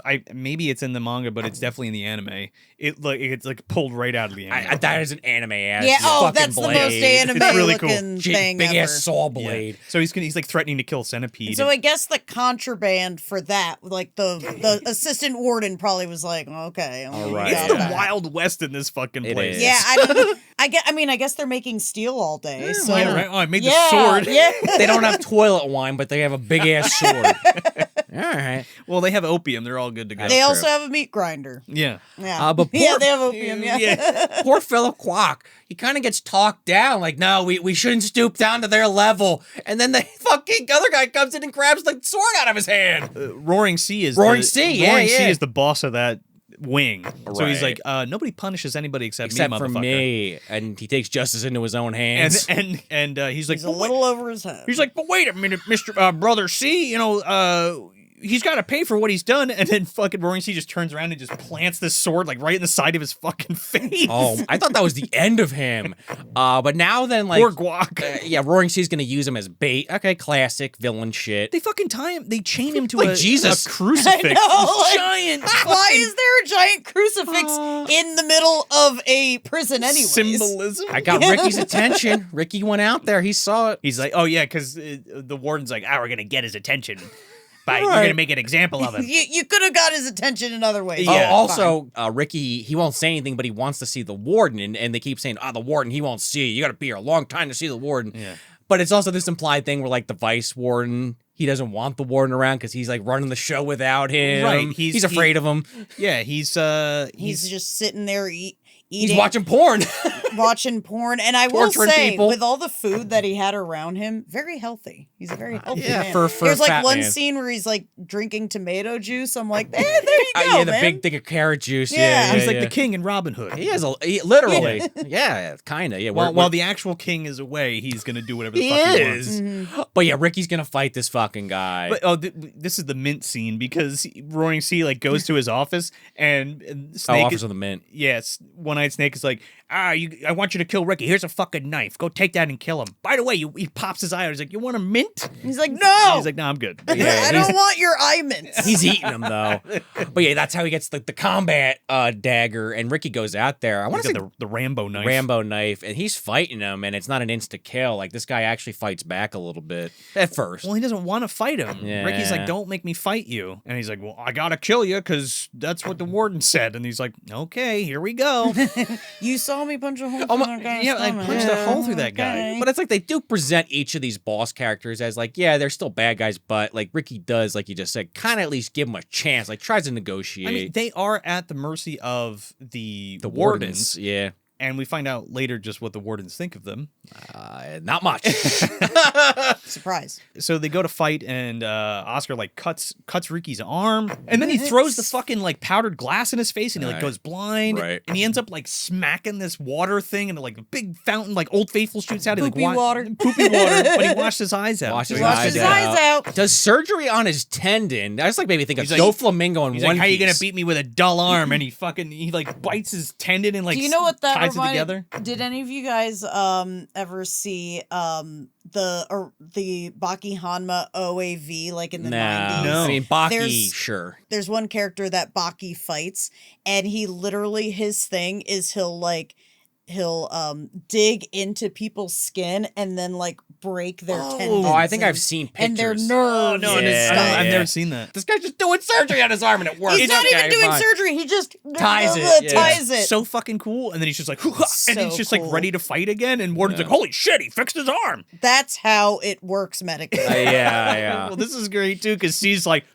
well, you're a really tough motherfucker, so I guess I can't beat you, so I'm just gonna stab myself in the stomach, commit harikari, and then pull my guts out and then try to choke you to death. Yeah. We're both gonna die together. I love it, but that was a little stupid that he tried to kill himself. Oh, but it's the, fucking the great. intestines around the throat make yeah, it worth it. I'm totally I'm down there with for it. it. Yeah. And it's that Yakuza shit I was talking about earlier. But then Ramped I was up. confused because I'm like, okay, he's doing the harakiri thing, Mm-hmm. but he has the Chinese tattoos. So what's Well, he's the... like a Well, Chinese Yakuza, it's a, right? Yeah, it's yeah. a Japanese adaptation. It's not. It's not the triads. He is Yakuza, even though yeah, he's no, in China. no triads. Right. Yakuza. Ricky grabs him by the dick and like flips him up in the air and gives him a fucking Mortal Kombat X-ray. Oh yeah, the skull shot, Dude, crushes his fucking face in, Yeah, it's awesome. and he's dead. The prisoners And love that's it. the only one of that shot, like Yeah, the yeah, yeah. X-ray shot. And I like that was such a cool scene. I wish they just did that a couple One more time. Yeah, at yeah. least one more. Like Yeah. it was still cool though. I wonder if they just did that because they couldn't, like the original Yeah, shot they- either didn't look good, or they're like, well, we have so many other head They explosions. they probably had a fake head, and they're like, for some reason, that's the one just- where they're like, that's not realistic Yeah, it didn't enough. work. Yeah, it didn't work. Yeah. With all the other paper mache stuff that now, they use. now pull that fucking cross out of Yeah, the ground. This one. Ricky like grabs this cross and literally pulls this giant cross out of the ground and like lays it down and That goes was over to crazy. Guak. Ricky's just like the things that happens with this guy. yeah. It's So good. It is like The guns that fucking Sergeant Tequila had, these are fucking Ricky's arms. Oh yeah, 100%. Superman's on the right, God's on the left. I don't know. when he breaks the steel door. We'll get to that. Yeah, but oh, that, man. Oh, yeah. that scene, I was like, what? He's talking to the warden, One-Eyed Snake, and he's like, "You motherfucker, you killed Guang. Now I'm gonna kill you." So they start to go after him, and all of a sudden, we get introduced to the other three Yep. bosses, and out pops fucking Hell, and then Tarzan, and then Right. White God. Yep. Hell is apparently played by a woman, which I was like, that is one beautiful man. Yeah, like I said, playing up that stereotype Yeah. that's in so many anime. But that's the pretty great. boy bad Yeah, guy. it's like you know, I don't know, Tuxedo Mask or like Yeah, or yeah, like, that's what I mean, or like yeah. Yeah, James like, from Pokemon. ooh, I mean, Team Sailor Rocket, Moon. yeah. hot ones. Yeah. Sailor Yeah. Moon and other stuff from Yeah. that what is that, Seinen or something to that at the female shonen. Yeah. They definitely lean heavier into that, but yeah, Like a lot of Pretty Boy. shonen These does it three, too. like you can, if you didn't know this Shoujo, was that's an what it is. anime, like you can tell when you see these three Oh, yeah. characters Yeah. because they're like the perfect like Stereotype of like, each one. Yeah. like the anime trio, like Yeah. Big that's tough guy, effeminate man, and then the weird guy. yeah, weird dude. There's always gonna be a weird one. Is the guy with just the bleached tips. That little he could motherfucker throw, looks like Linda Hooper, dude. I want to punch that motherfucker in the face. I don't know why. He just He's the weird annoys one me. though. He Yeah. throws those spikes with the threads on. them. Yeah, they're like giant needle kunai. Yeah. Do you know who Linda Hooper is? No, I don't. Maybe I do, but I don't remember. You ever see She Devil? Nah. You ever see The Relic? She's that you've seen her. She's that weird little lady. Okay. I'm She's kind of very picturing specific it. looking. It's either it's like a match between her and Gilbert Gottfried. This motherfucker looks like. Oh no. They call his name's White God, but it's also Shorty, and Okay. I also think he's Old East. Old East, I think. Yeah. He's the most inconsequential of the group, like the big guy Tarzan or Tarzan. Not Linda Hooper, Linda Hunt. Linda Hunt. Yeah. I don't remember. Yeah. Either way. Yeah, Tarzan's like the big giant guy he's got like a giant like fucking fork, like a trident. I was kind of waiting for him to use that. Looks just like a Linda Hunt. Linda Hunt. Oh, yeah. Looks exactly Right. like White God. That the chick from fucking Incredibles is based on her. Oh yeah, Yeah. She might even do the voice. She probably. actually. I'm 100% she does a voice. Right. Very recognizable. So when they all pop out, this is that scene where Tarzan, like, they're like, "Oh, you think you're gonna kill the warden?" Tarzan fucking smashes this dude's head, and like, you used to do that to coconuts. and like White God like throws his fucking needle into people, and they're like poking holes, and they're just like popping. Well, they out kill all and the bleeding. peons, the Yeah. prisoner characters, the red shirts, I guess I should say, that are cheering on Ricky. That just are collateral damage constantly They just stand around and do that. and get shot. One-eyed I snakes. need a hype crew like that. Right? Do wonders for my self-esteem. One-eyed snake's like, "Oh, you want to join the four? You killed one of them. You could be the new one if you want." And he's like, "Go fuck yourself." And just like walks away from him. That's not why I'm here. So Sa is there, and we see him before with Roaring Sea, but he's Roaring Sea's godson, And he's mute. and he's mute. Not by choice, though. He saw. find out. He We find saw out. something, or maybe said something they didn't agree with, and they cut his fucking tongue out. Lik-Wong's like, "Oh, he feels bad because he killed his godfather, Yeah. essentially." So he's like trying to like comfort him and stuff. He has like this. He's like blowing on a leaf like a fucking ocarina, and like the kid can't do it because he has no fucking he has no tongue. Oh god! And You he's, guys like, ever crying. do that though? I mean, the movie he's literally like Yeah. playing a flute. That's not what it sounds like, but that is a thing you could do. Oh, like a piece of blow on grass or something? Yeah, Yeah. on grass is what I've done it with, but with a leaf, that's like a classic Japanese trope. I feel like it even leans into some of their folklore. You see a lot of those like foxes with the leaves on their mouth or on their tail or on their head a lot of the times. He's like a forest spirit. yeah. There you go. Kinda, but yeah, he can't do it because he doesn't have a tongue. He's like so he- Roach from fucking People Under the Stairs. Yeah, or Itchy the Killer, but that was self-inflicted. Yeah. But yeah, he pulls the flute out that we were talking about earlier, and he was playing to himself, and he hands it over because he's like, "Well, this guy's no tongue. He can at least play this and have a Super little nice guy. joy." He's like, "This has a better sound anyway. Here you go," and he like makes the kid's day. Yeah, he plays it for a second, and he's excited that he can make the music. Would you be able? Yeah. And the way he was holding it, like he was like, "This is how you do it." Yeah, he knew. And he just holds it like this, but it's the same notes. Yeah. Well, the same with the fucking the thing of Leaf. It's like a freaking full on flute Yeah, I know, like, solo. whoa! No way. That's the funniest part. Yeah, yeah. And then he's so happy. He's like, he like gives Ricky like a gift. And he's like, here's some opium leaves. And Ricky's like, what the? Oh shit. Yeah, you could play these too, right? But they're opium yeah. or poppies, sleep. Yeah, they're poppy leaves. Which is what opium is made for, if you don't know. Yep. The pods. Yeah. I still don't. We were talking about this earlier. Like, is it like the shit that comes out of it? Because we were talking about when he Yeah, burns it like, later. where's, like- I don't fully understand. Okay, I know. So opium is made before the. Why I know this because I looked it up. It's a pod before it flowers. You have to pick it before it flowers, and then you essentially like juice it or like cut it. Okay. And the white shit that comes out, and it's like the resin from the plant. And then when that dries, you can scrape it up and then smoke That's it. the opium, yeah. Because I've seen in so many things. It's like, especially historical things like Vikings and and in it's like- Japanese, it always like- comes up. It's like one of the oldest forms of like opiate. Yeah. It's the leaf cum. Let me get some of that leaf cup. Oh god. The whole time Hell is watching them in the courtyard and he's like, fuck, they're on to my opium growing in the West Wing. We're fucked. Well, because Ricky speaks very loudly when he says, "These are poppies." But yeah, it's for plot convenience, sure. So the three bosses get together and they're like, Saad's gonna turn on us. He's like, he told Ricky about the fucking opium and he's like, what are you talking about? He doesn't have a tongue. How'd he tell him that? And he's like, no, I know they did. So Sa comes in. White God's basically like, okay, you're gonna take this knife and you're gonna go prove yourself and kill Riki-Oh because he killed your godfather. I love how they present this to them, though. Tarzan's like, Tarzan well, pulls the sheet back. his fucking back tattoo's ripped off and stapled to the wall. They're like, he was tortured. He died painfully. It's like, no, look what he but did. Look what he did to your godfather. trying to flip him, and Yeah. it's pretty gory. Him on the bed, all fucking bloody. Yeah. And then Sauce still won't do it. He has a little bit of a kinship with Ricky. Not even, dude. Like and he's a kind soul. He's just like on his knees, like mourning his godfather, Yeah, and he's like he like shakes his head him no. and the old man are like the most sympathetic characters. yeah, he didn't even make a decision yet, and Hell's like, we can't trust him, and goes over and cuts the bottom of his fucking face off. Yeah, right. And that's another one of those close-up dummy mummy shots, but it looks so good. The whole bottom of his face getting cut off. You just see the Dude. tendons. And then It's it- like, no, and then that's it- And then it cuts to his fucking skinned body just out in the This is what middle Jenna of the brought up courtyard. earlier. Oh my God. Yeah, that one was brutal. This is like the shot in Night of the Living Dead, but it's not in black and white when they see the body at the top of the stairs. Yeah, with the chicken. It's like, oh God.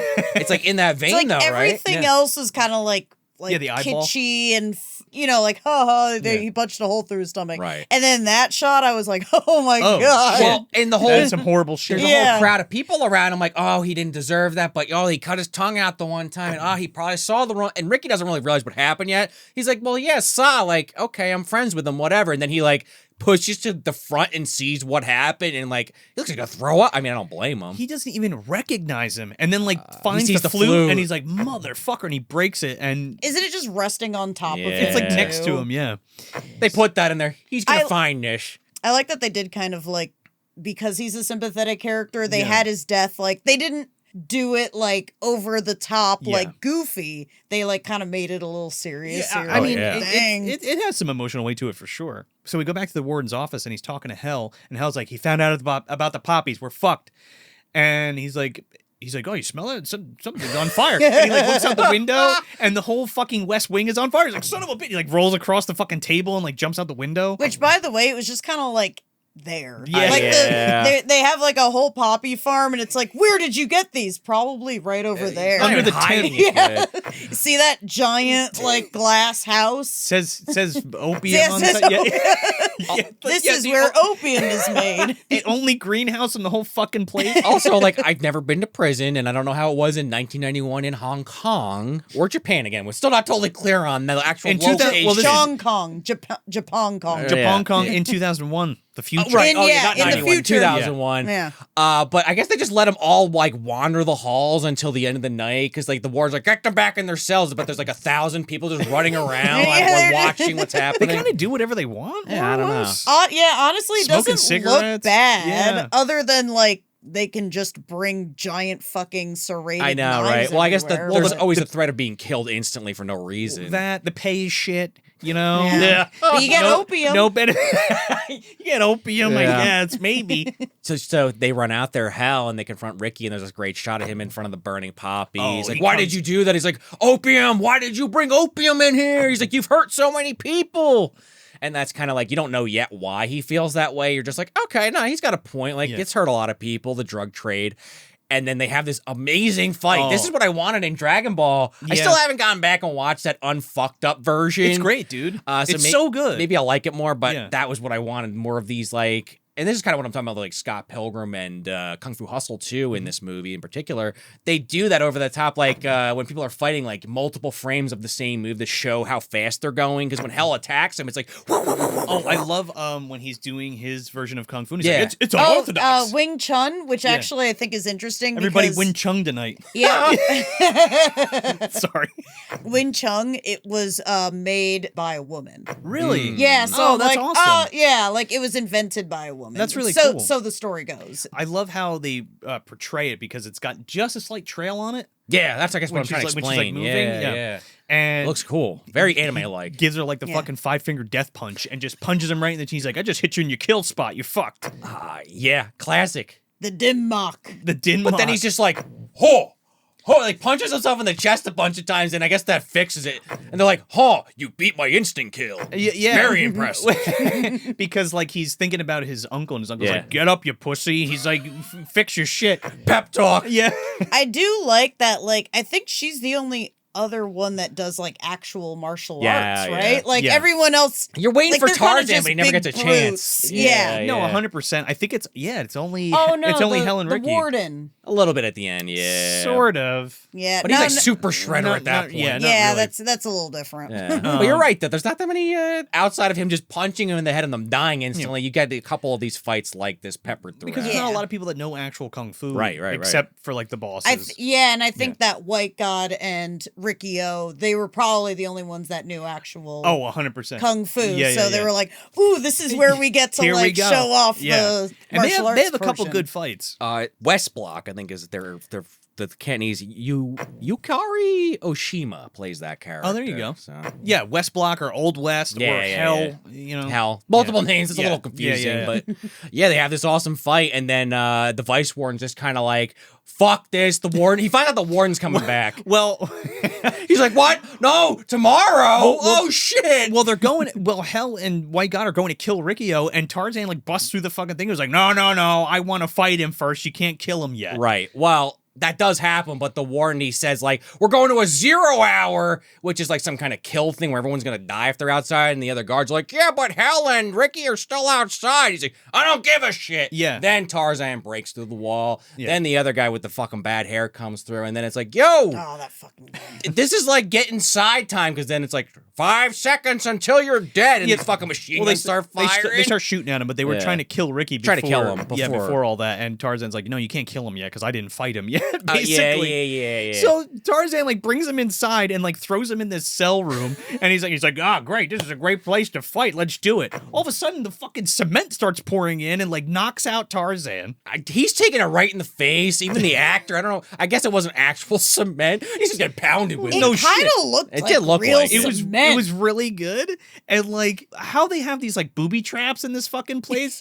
There's like a it's thing kinda that great. squishes you in a cell later. Oh, But like God. this is just a cell. Spencer so- Mansion? Yeah, yeah, Well, right. I'm assuming they're getting a lot of money from the slave Yeah. labor. so Well, I guess they're they could putting it towards something. industrialize the fucking the prisons. I Yeah, guess. There you go. they spent it on porn, Food, carrot juice, yeah, buffets, porn, and cheap labor. That's great. And big and knives. booby traps. Yeah, and big knives. And booby traps. But yeah. but like Tarzan, and a giant cross. exactly. But Tarzan, That's where all my tax dollars are going. yeah. But yeah, like the cement starts pouring in, and Ricky thinks he's fucked for a second there. But like Jenna kind of implied earlier, he's super strong. Who gives a shit? He just dolphin dives through the fucking metal door dude, like breaks it's paper. breaks it open. No Yeah, problem. like nothing.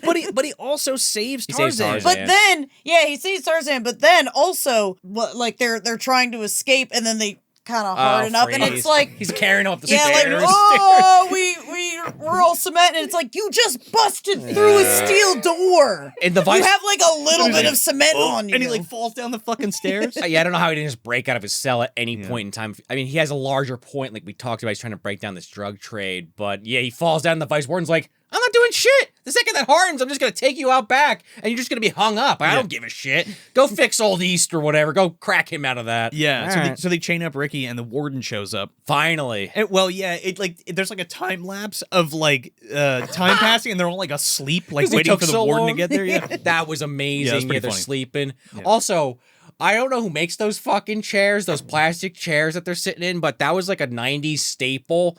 When Tarzan sat in that white plastic chair, I was shocked that motherfucker didn't just split into 100 pieces. But like, I don't Physics. know. If you're like 30 or 40 or a little older, I feel like you've seen these at either your parents' house or maybe you own them Oh, those yourself. things They were snap so all the popular. time. Yeah. Yeah. But yeah, Vice Warden's fucking sleeping in that. And then the warden comes in, they're yelling, "Open the gate! Open the gate! The warden!" And then you got his kid Kim Il Oh Sung. God, my we'll get to God. him in 1 second. Yeah, that's what I was thinking Or of. the Kim whole- Jong Un. Kim Jong Un. The car pulls up, and then this is when they do the whole like line up like the Yakuza, waiting for the boss to come out. And yeah, the boss comes out, the warden and his little kid in the fucking suit, an adult playing a kid, but he's got my like God. gum, and he's like, "Come here, warden." I'm gonna put it And on your and face. he puts the gum right on his fucking face. See, that's like, I know it's different than the manga, but I am curious to see how that character, if he's in the manga, is written, because I just love like that shit heel little kid you Oh. can't do anything to. There's no He's way great. like they like I It's feel verbatim. like anime loves Oh, God, I that love shit it. little kid. Yeah. So I think a I'm Porky sure, yeah. from Mother Earthbound Yeah, just yeah. like is the ultimate of that. So he's like, hey, and he's like skipping down the thing and like falls. And That's what we were talking it's about. So it's such like a stark contrast from anything else Oh, yeah. that's going on. Yeah, like, especially you the just, like, warden. remember it. You're like, what is going? Yeah, because they're He's so introduced serious. halfway through the movie, Yeah. and you're just like, who are these? Fucking he's just some rich asshole who owns the fucking prison. I mean, one, it's good writing from just a movie perspective, but just again, just to insert my anime and manga logic, that is a thing in so many manga. Sure. It's like there's the guy at the top, The big but reveal. he's the big bad. You might not get to him until the end He's of the the story final arc. boss. Yeah, so he Yeah. shows up in the last 40. Yeah. Yeah, But we're talking about him throughout the whole movie. No, we are. Yeah, Yeah, it's just- oh, and in the the mo- characters. yeah, yeah. It's That's just true. funny when you see him because it's like they Skinny bald guy. not him, but the kid feels so out of place. You're I just love like, it because what? it's so fucking and he's a Yeah. daddy's boy. Yeah. Because he trips on the fucking carpet and he grabs dad. Oh, dad! Oh! It's okay, my good boy. Yeah. So he's I think calling him this good movie boy. just keeps you guessing. It Like does, you it never know. does. You never know its next move. And this is what we were talking about earlier, Yeah. where he's like, "Who fucking rolled out the carpet?" And the vice warden's like, covering his eye. Oh, ah, who's this guy? Who's this guy? He's prisoner. Random no name. He's like, why didn't you check the carpet before we showed up? He's like, do you have eyes? He's like, where are your eyes? And he's like, right here. And he fucking stabs him with the cane right in his eye. And it's almost like vice warden's getting like second hand, like you can kind of feel like, "Whoa, that guy was He's like, me." oh, and he's like going like they this. must, Sign of the they must cross. be getting paid well if they put up with that. Well, shit. that's also true, yeah. Dang. Oh Again, my God. opium, full Benebits package. True. All the They're eating porn in the world all on the porn. tape. They're eating fucking steak and carrot juice and But is it worth an eye? I guess you get a cool glass eye with mints in it. oh, the so- prisoners? No, It's There's not where the no. prisoners. Oh, this is the prisoner. Well, there's a lot of people dying. I can understand the confusion. People getting killed, people getting stabbed. If you're working for the prison, it's probably better than Yeah, actually. as long as being- you're yeah, working yeah, for the yeah, prison. Yeah, the prisoners forget about Fuck it. Because as them. far as we know, like there's the regular guards that we see a bunch of times. There's like the riot gear guys later on. But then the only other two employees are literally the vice warden and the warden. Yeah. The rest are just guards. There's no one else of importance here. There's not like someone doing social work Oh, or counseling. That's not the point Yeah, of this you don't prison. need that. No, Yeah, you no. don't need that. They don't even There- check people in or out. there's- They're just like, there's you're no- here. You're never leaving. HIPAA's not coming to check No. this fucking place out. There's no workplace code or anything like that. In fact, if anyone's actually in charge, they probably love the work they're doing. They're all getting raises in this version. One-Eyed Snake is HR. You know what I'm Right, saying? yeah, exactly. I don't like what's going on here. All right. Boom, you're dead. All right, next. Great. Or we're just going Hook. to torture you. Yeah, yeah, hook in yeah. the mouth. Oh my god. Exactly. Well, right now, Warden's here. Daddy's home is the larger point, Oh right? my god, yeah. So his little kid's like eating fucking Twizzlers and drinking some kind of soda. Young master. That's another Are you eating Japaneseism. Are you eating a candle? Yeah. Oh, that's candy, you moron. He's eating Twizzlers. Why does he say that? They Anyway. must not have been big at the It's time great. overseas. But he's like, yeah, Warden. All the poppy stuff was burned down. what? And he's like, what? And he has like a heart attack. Oh, God, get my pills. Get my Yeah. pills. But they're like bringing over these jars, and it's just like candy. Candy, yeah. It's like yeah. Smarties and Red Hots, and he's like eating them all, and like it's funny as hell. Oh, he's drinking the pitcher of water, but he's Yeah. like drinking it out of it, making a mess. It's great. And then like he's like, all right, well, take me to Ricky. Where is he? And he's like tied up on the chains. The second he sees the wardens walk in, he's like, oh, and he flexes, and all the concrete blows Breaks off. off the con- Literally flexes. Breaks the Yep. concrete off, rips his fucking chains down, and goes and grabs the warden. And he's like, "You motherfucker, you're growing opium." He's like, "You know how many people you hurt?" And then the little guy's like, oh, leave my dad alone. Kill him. And then Tarzan breaks to the fucking wall and grabs Ricky because he wants to fight him. That's the only Still, reason. That's yeah. the only reason why. Do we know at this point why he's upset at the opium, or are we almost there? I don't think we know yet. Okay, It's not there yet because Okay. that we're gonna We're do almost that- there, we're almost gonna do there, that all right. that last story beat. Sure. Yeah. I'm just trying to figure out when the other shoe drops. But right, okay. But right now, Tarzan like bends, the bars around his arms. He's like beating the shit out of him. Oh god. Which was the bar bending That looked looked good. so fucking good. Oh, it looked so good. I want to know what they used for that because it looked like real Looked fucking legit. bars. Oh man, it's awesome. Ricky turns around and punches this fucking guy in his hand, and it shatters, and then My favorite part. punches Love him it. through his throat and out of his mouth. I thought that was it. It's an uppercut. He uppercuts him through his mouth. Uppercuts his whole face off. Yeah. This is like peak. Like, wow, we literally kill everyone in one hit, but this guy's supposed to be tougher. So 3 hits, and then he still survives. Yeah. Kinda. Then he swings That's how with- strong he is, Because right? he swings with the other fist, and then Ricky busts that fucking hand. So he's got 2 hands just demolished, and his fucking face and his throat are just like jacked up. How he's still alive, I don't know. I don't well, know. they want you to think he's dead for a second there, Yeah. because how else could he even? What else? Right? Yeah.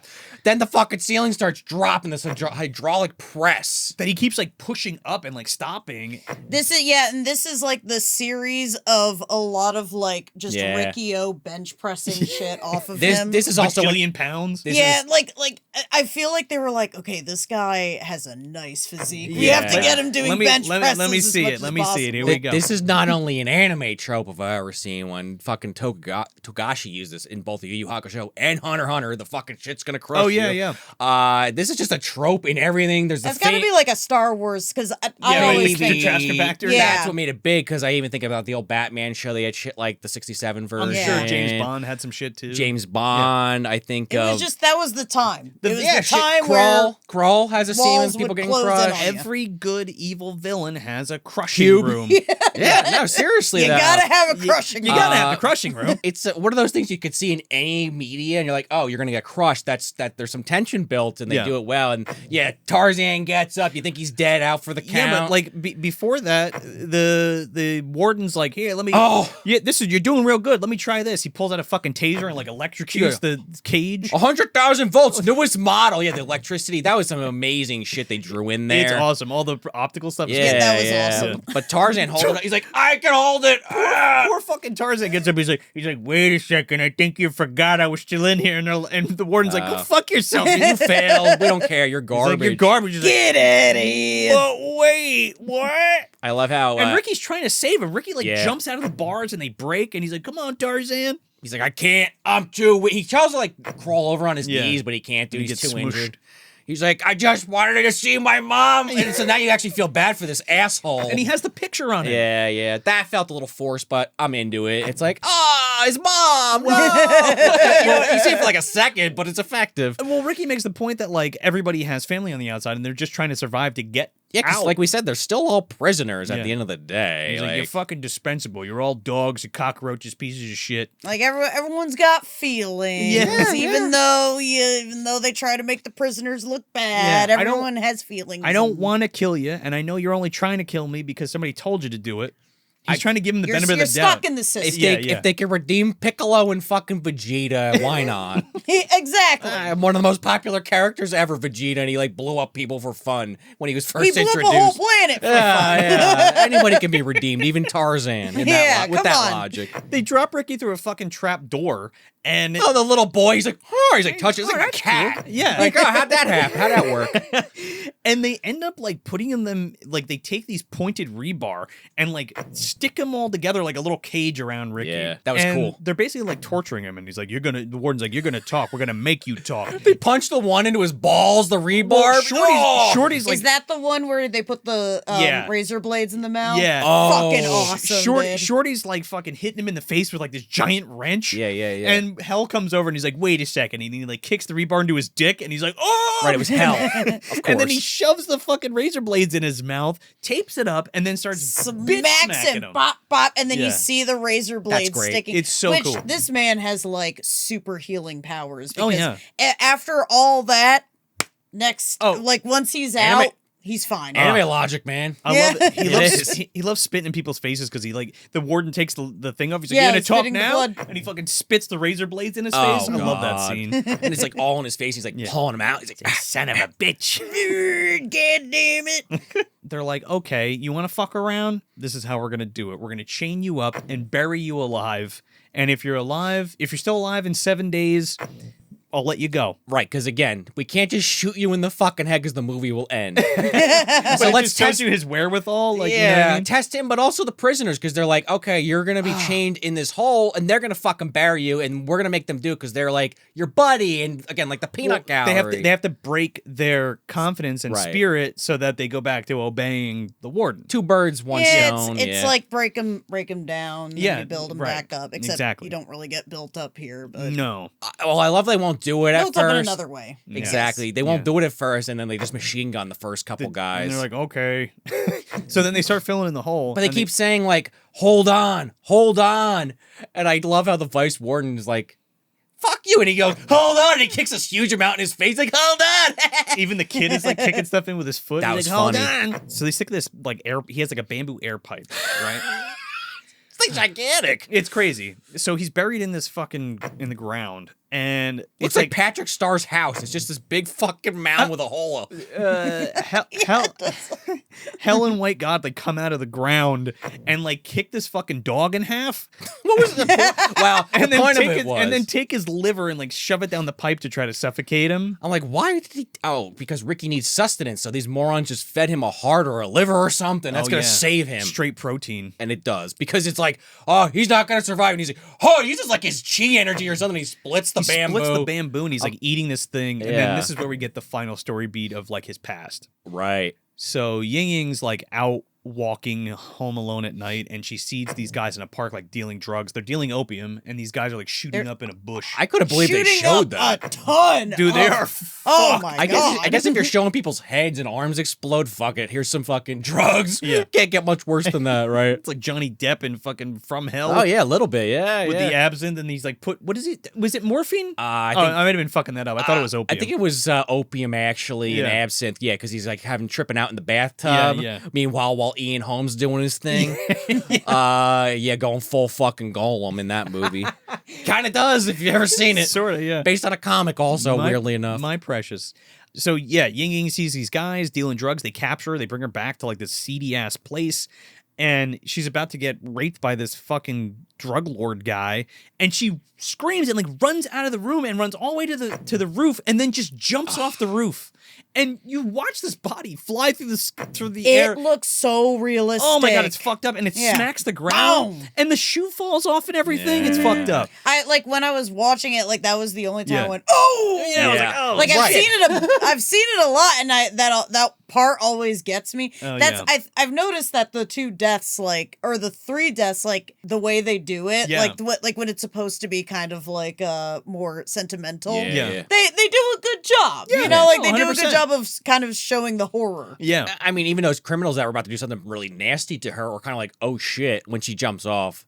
I mean, me, again, kind of like what Joe was joking about earlier about overanalyzing because you're watching it for the show. I'm like, all right, well, why the fuck did you run up? But I said that She's to Jenna scared, earlier, and she's like, well, they might have been outside with more people. You could have just got caught again. Yeah. It's like, go out with some dignity or have something horrible that you're not coming back from anyway. I think that was what they were trying to Yeah. portray, actually. And Ricky needs a reason to do what he's going to do. Again, I don't want to keep repeating myself, but his brother doesn't exist in this. So it's an interesting replacement. And I feel like audiences will relate a little bit more to this situation in this truncated form. Resonates a little Yeah, bit. yeah. And he sees her body at the morgue and he kind of like breaks and he rushes out of the room and you know what he's going to do because he's in jail already in the present time. Yeah, and you get like the camouflage poncho that he Yeah. has in the manga, and he goes and he like says this guy's name. What is it? The Azure Dragon leader of the clan. He's like, "You motherfucker, you used my whole name!" And he turns around and he like shoots Ricky like 4 times in the chest, and he's just walking like at him like the fucking Terminator. At least twice in the stomach. Dude, But anyway. he jumps and fucking breaks this guy's leg backwards. That looks so good. Oh man, that was one of the best ones. Oh, it's so good. And then he just fucking brains him right into the pavement. And I love this is like literally out of like an anime. It's like part of his head's caved Dude, in, but he's still alive. He's like, ah! It's like a crater in his head. Yeah. And yeah, that's what he got arrested for. And like he said earlier, he keeps the bullets as a memento. in him. Sure. Yeah. Yeah. Just a reminder. Yeah. And it's also like that one weakness. I wish they played it up a little more, but the movie doesn't really have too much more time to kind of lean into that. He's already going through the ringer quite a bit.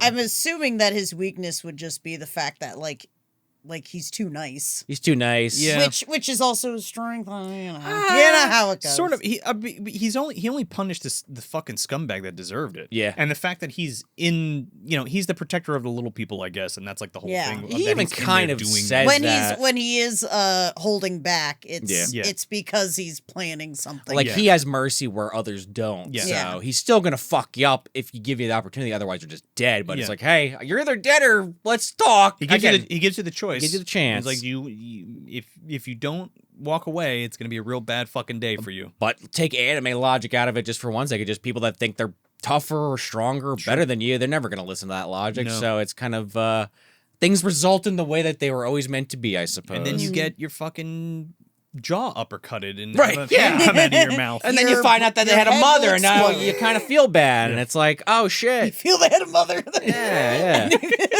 For a couple shit, seconds. that guy had a mom. Yeah. So 7 days is up. They pull Ricky out of the fucking ground Like Jesus. They pull him out. A Like lot of Jesus allegory. There is actually. Yeah. I'm saying that the cross. Yeah, right. 7 days. 7 days. Yep. Yeah, Literally. Long hair. it's always got. He's like, yeah. I he's wonder like if they talk Chinese about Jesus. that at Yeah, all. Chinese Jesus. Oh, God. No, wait. Jong Kong. Jong Kong Jesus. Jong Kong Jesus. There you go. Jong Kong Jesus. Number one super guy. Is he a janitor during the day? Is that the gimmick? Day job, right. Yeah, and when he speaks English, he just sounds like Scatman Crothers. Right, he's talking in jive. It's 1970s, naturally. Thought I heard you call him that. Yeah, Doc, right. Doc. So he's still not dead. They stick him back in the fucking cell in like chains, and this guy helps him, and he's kind of like hopeful for Ricky to help everybody. Fat. And he gives him the plate of rice, and it says like "come on." It's like encouraging underneath it. Yeah. He's like, "Oh, do it, yeah. I'll save you guys. Everything's gonna be all right." He's also What if chained he up like all. wasn't hungry, by the way? Wow. I mean, he didn't eat in 7 fucking days. Yeah, but you know, what if he wasn't? He's chained up No, too. He's like, no, I'm good, thank you. Him being chained up's an interesting visual too, because he's got to kind of like bunny hop on his knees to Yeah. the plate. Yeah. That dog liver really filled me up. But this poor bastard, word gets back to him because of that shithead that Joe mentioned earlier, Yeah. the ball guy with the mustache. Centipede. Yeah, is- Centipede. Looking for his next bitch to hide behind. He goes to the vice warden, and we have this kind of amazing shot, even though I fucking feel bad for Fat, of the vice warden going into the cell. You hear like a yelp, and then he's just dragging this guy's body out by the hook of his hand. He knocks on Ricky's door. He's like, "Look what I got for you, fuckface!" And he opens it up, and Ricky's not in there. And it's so cool because he's like on the ceiling. This is like Oh, Philip yeah. Block Yeah. literally did this in How fucking did- Hard Boiled, Oh remember? yeah, he did. How did they do that shot though? Because I'm I like, don't you know. can't actually sit like Yeah, that. Philip Block, at least in I'm Hard sure- Boiled, was holding some chains. This guy's like pure pressure. Yeah, Yeah. like, he's just like in between the ceiling and He's the like wall. Spider-Man. Yeah, pretty much, Spider-Man, yeah. But he jumps down. And he goes after the warden, and Centipede like steps in, and he's like, "Get the fuck out of my way!" He punches the guy's head in half, Top of his head. right off onto the ground, brains and everything. Love it. And then he fucking punches the warden in the face and pops out his other His eye. other eye. It's great. Finally got that other eye knocked out. Just a couple days late. Then he's like dragging the fucking warden all over the place. Then the prisoners get a hold, or the vice warden, I should say. The Oh my prisoners God. fuck him up. Like, Dude. it's your day to go, buddy. They stick a bottle in his throat, and then they cut off his fucking arm. His arm It's off. great. And then those riot police you were talking about come in, and Ricky like jumps off the top and just punches a fucking hole through the shield and the guy, and they all go, "Oh shit!" And they all just like run away. Run away. Well, what are you gonna do at that point? I'd be like, "Fucking okay." See yeah, like he Yeah. punched the hole hole through him. all of my riot gear. I might as well not have any. Yeah. There's a big riot, and they take over the prison, basically. And while this is all going on, the warden is, like, in the kitchen. And he's, like, rationing out the food, like, how he can give the least amount of food possible so that they still survive. Yeah, like the cook has it like, all right, beans, vegetables, meat. And he's like, half of this, half of that. Meat's only for dinner. Yeah. They're like, all right. He's like, "Oh, okay, well, we're going to save another $1." And That's there's some- a kid eating it too. And the kid's, like, eating it off the fucking thing. They yeah. pull the meat away from him. He's like, ah! But they have like some guy like, mouths off. He's like, oh God, like this is He's bullshit. like, even the dogs eat steak. And then the warden hears that, oh, you want more meat? Sticks the guy's fucking arm in the meat grinder. He's screaming, and he hands him like the plate of his own arm. He goes, there you go, There cook you it go, up. Cook it up. It's like, holy shit. that was a- Honestly, that was- though, That was a lot of hamburger, though. yeah, it You looked know? pretty good. That's what they were doing on Snowpiercer. And now he's got a hook arm too. Probably. He can get something pretty good. There's a really good Yeah. steel mill there. Yeah, They're making swords. I heard and there's a hooks good and- steel mill. Well, the best part about that, because again, I hadn't seen it in so long, I forgot that that's actually foreshadowing for something later, and I was like, "Wow, okay, irony at its best." Yeah. When I was watching this with my friend, I'm like, remember that meat grinder? It'll Wink, come back. Ricky breaks up the tension in the room because just through the fucking wall, the vice warden gets thrown to this brick wall. It's great. They like hold him up as a shield to the warden, and the warden pulls out this fucking gun, the one from Hard Hard Boiled. Boiled when like you Philip were saying. Block. He had that. I don't know if he brought it from Hard Boiled or he brought it from this one, this single shot revolver of some kind. But when he shoots people with this Oh, this gun, is, yeah, it's different than it, Hard like Boiled. it like makes you inflate and you explode. So he Which was shoots- totally in a James Bond movie, by the way. it's in Big Trouble in Little China too. Okay, yeah. The Baron Samedi one. I always forget Apparently, the name of it. this is like some movie mythos. Maybe that's an MCU thing. Well, specifically in the James Bond when he shoots the bad guy with it might not even be a gun. It's a thing in the movie, and he blows up. So the warden's like expanding, and he just fucking explodes. And there's some great like close-up shots of like his head and his belly just popping. He's like, "Oh, save me!" He's like, "You're incompetent. You let this whole riot happen. He's like, Fuck you." You fucked this up. I don't care if your arm got cut off and you can't see. Goodbye. All of a sudden, Hell and White God fucking blow into the room. Then White God like throws the needle through the wall, and Riki-Oh like kicks him through the fucking wall. It's great. Well, he gets one guy because there's like 4 or 5 guys Ricky's trying to protect. Whips the one guy on top of like the oven, and then the other guy starts escaping in the elevator. And like the young master sees him, and he's like waddling over. He's like, "Hey, you know what's really fun if you press that button?" He hits it. And the warden's like, "Oh fuck you, let him go." Well, then White God, there's a part early in the movie we forgot to talk about, but he fucks up where they capture Ricky. They hits him with the needle like 6 or 7 times, and he's like wrapped up like a mummy. Yeah. Now I guess he's seen too much. Like, I can't handle this. I'm just gonna fucking die. He sees what those other guys were doing. He's like, fuck it, I'm out of here. He goes to hide in the elevator. Warren's like, shoots him, blows up in the elevator. Well, he sees Ricky throw Hell into the fucking into that's the what it boiler. is. Yeah. And then smash Hell's legs and like rip his arms Oh off. my! Right. Was He's it like, a boiler or was it like that steam hit? It was like a I don't know. I think it was a boiler. I thought it was either that or a grill maybe. The what is it? The dry ice shit. Oh, and Hell is that only one that he lets survive but cripples them. Well, in the he's like, I'm gonna cripple you so you can't hurt anybody ever again. He's like, fuck, and he just like smashes his legs to shit, like smooshes him.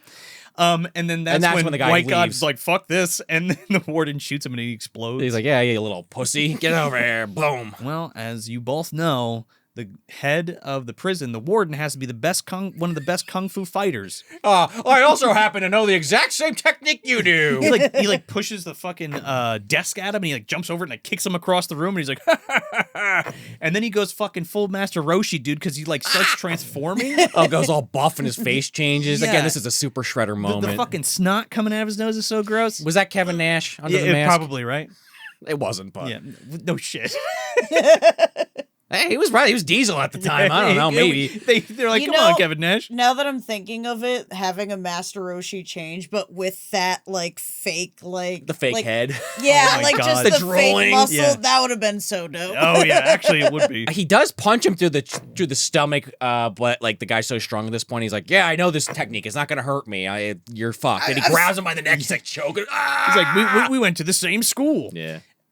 We shop at the same store. No, and then he does punch a hole in That's what I'm saying. in the Yeah, warden. it just doesn't hurt him that much. But he goes to choke him, and then he has that Uncle Nice Ghost is in his head again. One of his final flashbacks, right? He's like, just remember, the gentle touch will always beat the strongest thing, or whatever he says.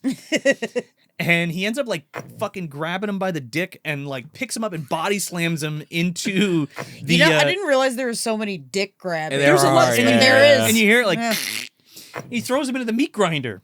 And he pushes him down. He pushes him down. There's fucking blood all over the place. This is the part where it's like it quenches your thirst for that blood. Yeah. There's Literally. just fucking blood everywhere. It's wet. It's like the scene in Dead Alive With with the the lawnmower. bodies Lawnmower. over. Yeah. It is also literally Good Burger. Now you go in the grinder. These are literally fucking mono burgers. They looked like this when they were exploding this God. guy's guts. You think Kurt went in that thing? Remember, when you mess with Good Burger, you go in the grinder. Like literally no, but he definitely like looked at that and was like, huh, thank God that those Good Burger guys didn't actually mean this. He's like sitting in his cell watching it on the TV like, oh. If Riki-Oh was there, he would have threw him in there. I'm saying they're showing Riki-Oh on the CCTV. Oh, gotcha. He's like seeing, that's what these Good Burger guys wanted to do to me. I should sue. So he grinds him all the way to the fucking head and like just brings his head outside and he's like, it's over! And he like throws it. Well, because earlier the warden's like, get some backup, or the vice warden, and the guards like gather all the other guards, but they never do anything. Yeah, the head gets thrown at him. They're like, huh, all right. And then they just charge the guards. There's like a huge fight. And this is such a cool shot, man. The last shot of the movie, Ricky goes up to the fucking wall and just like does this super punch with like this red aura behind it and breaks this giant 5 times. Bush, I mean, it's it's like, rapid fire, choo. It's so awesome because it's like this giant practical set with this with a person standing in front of it, and these giant fucking like foam blocks just crumble in front of him. It's awesome. You know, I didn't think, but yeah, that was like a real It was a giant real set. giant Yeah, set. yeah. That's It's- why it looks so good. It's Yeah. so fucking cool. Yeah. And he's like, "You're all free," and then Even though they're in the middle of fucking nowhere. yeah, as far as we but- know, yeah. Yeah. Well, at Again, least we you- don't have that context of the manga. We could just assume. I guess you know they don't have to be in the Right. jail anymore. They could just go outside and run into the woods like or Right, something. again, I Now- mean, if now they're in the deal with middle of the nowhere, they're terrors. probably more free. I mean, yeah. Deal with the terrors of the outside world of 2001. yeah, Whatever's going on Yeah, out are there, there. like, mutants It's in the- 9/11 everywhere. Yeah, man. So that's Riki-Oh, the story of Ricky. Where are we putting this? I mean, this is right on the shelf. It's been on the shelf for a long ass time. Oh, yeah. Unless you just have a fucking aversion to gore or these types of martial arts movies, I don't know how you haven't at least looked it up. Maybe not sat through the whole movie, but if you haven't, I hope you do now, based on what we've just talked about. And if you're watching Movie Dumpster, Yeah, you're yeah, yeah, probably yeah. I into this stuff. You know what you're getting into. Yeah. This is peak 90s, late 80s. Again, I said it a few times already, like anime brought to life. This is the kind of shit people were used to in that time period. All the parents in the world were pissed.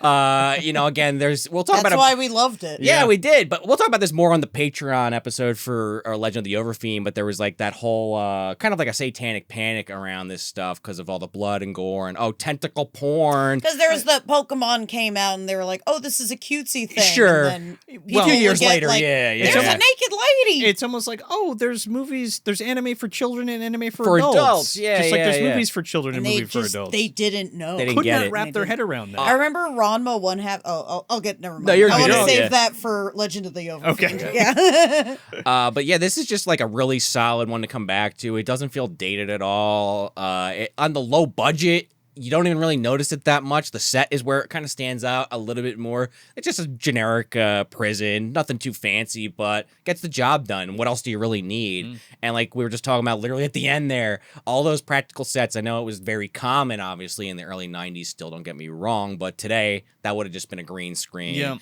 with a graphic. It's not the same. I don't know. All would've these been all practical CG. I think yeah, it's and like the effects, the practical effects. None of this shit. Maybe unless there's someone out there that's like, oh, it's my passion to make this practical. Yeah, most of it would have been digital. They wouldn't even have wasted the time or money. I think the difference is Hong Kong movies Sure. versus Hollywood movies. That's true. Because Hollywood movies, it's big turnaround times. Not saying that wasn't Hong Kong movies. Yeah. But there was definitely a little bit of like TLC. That's true. Yeah. Involved in these Hong Kong movies. and artistry. I mean, Artistry, straight up. yeah, I mean, yeah. even for like films of the 80s with the practical effects and stuff like that, in the 90s. And it could have just been an excuse to have like these ridiculous Exactly. gore scenes. Yeah. But they tried in every aspect, which was great. And it's a cool 90 minutes. I feel like there's never a moment where you're sitting there like, fuck, like I'm just sitting here, nothing's really happening. Yeah. There's beat to beat, always something happening. Even in the slow moments, there's a gag, like when they're waiting for the warden. It's just funny. It's you really don't lose on any par steam. with Body Melt in that A little bit, regard, yeah, where it's yeah, just nonstop. Relentless. I love it. And also, before I pass it on, because I forgot to talk about this, been joking the last few episodes. I don't like B movies. It's a little bit of a bit.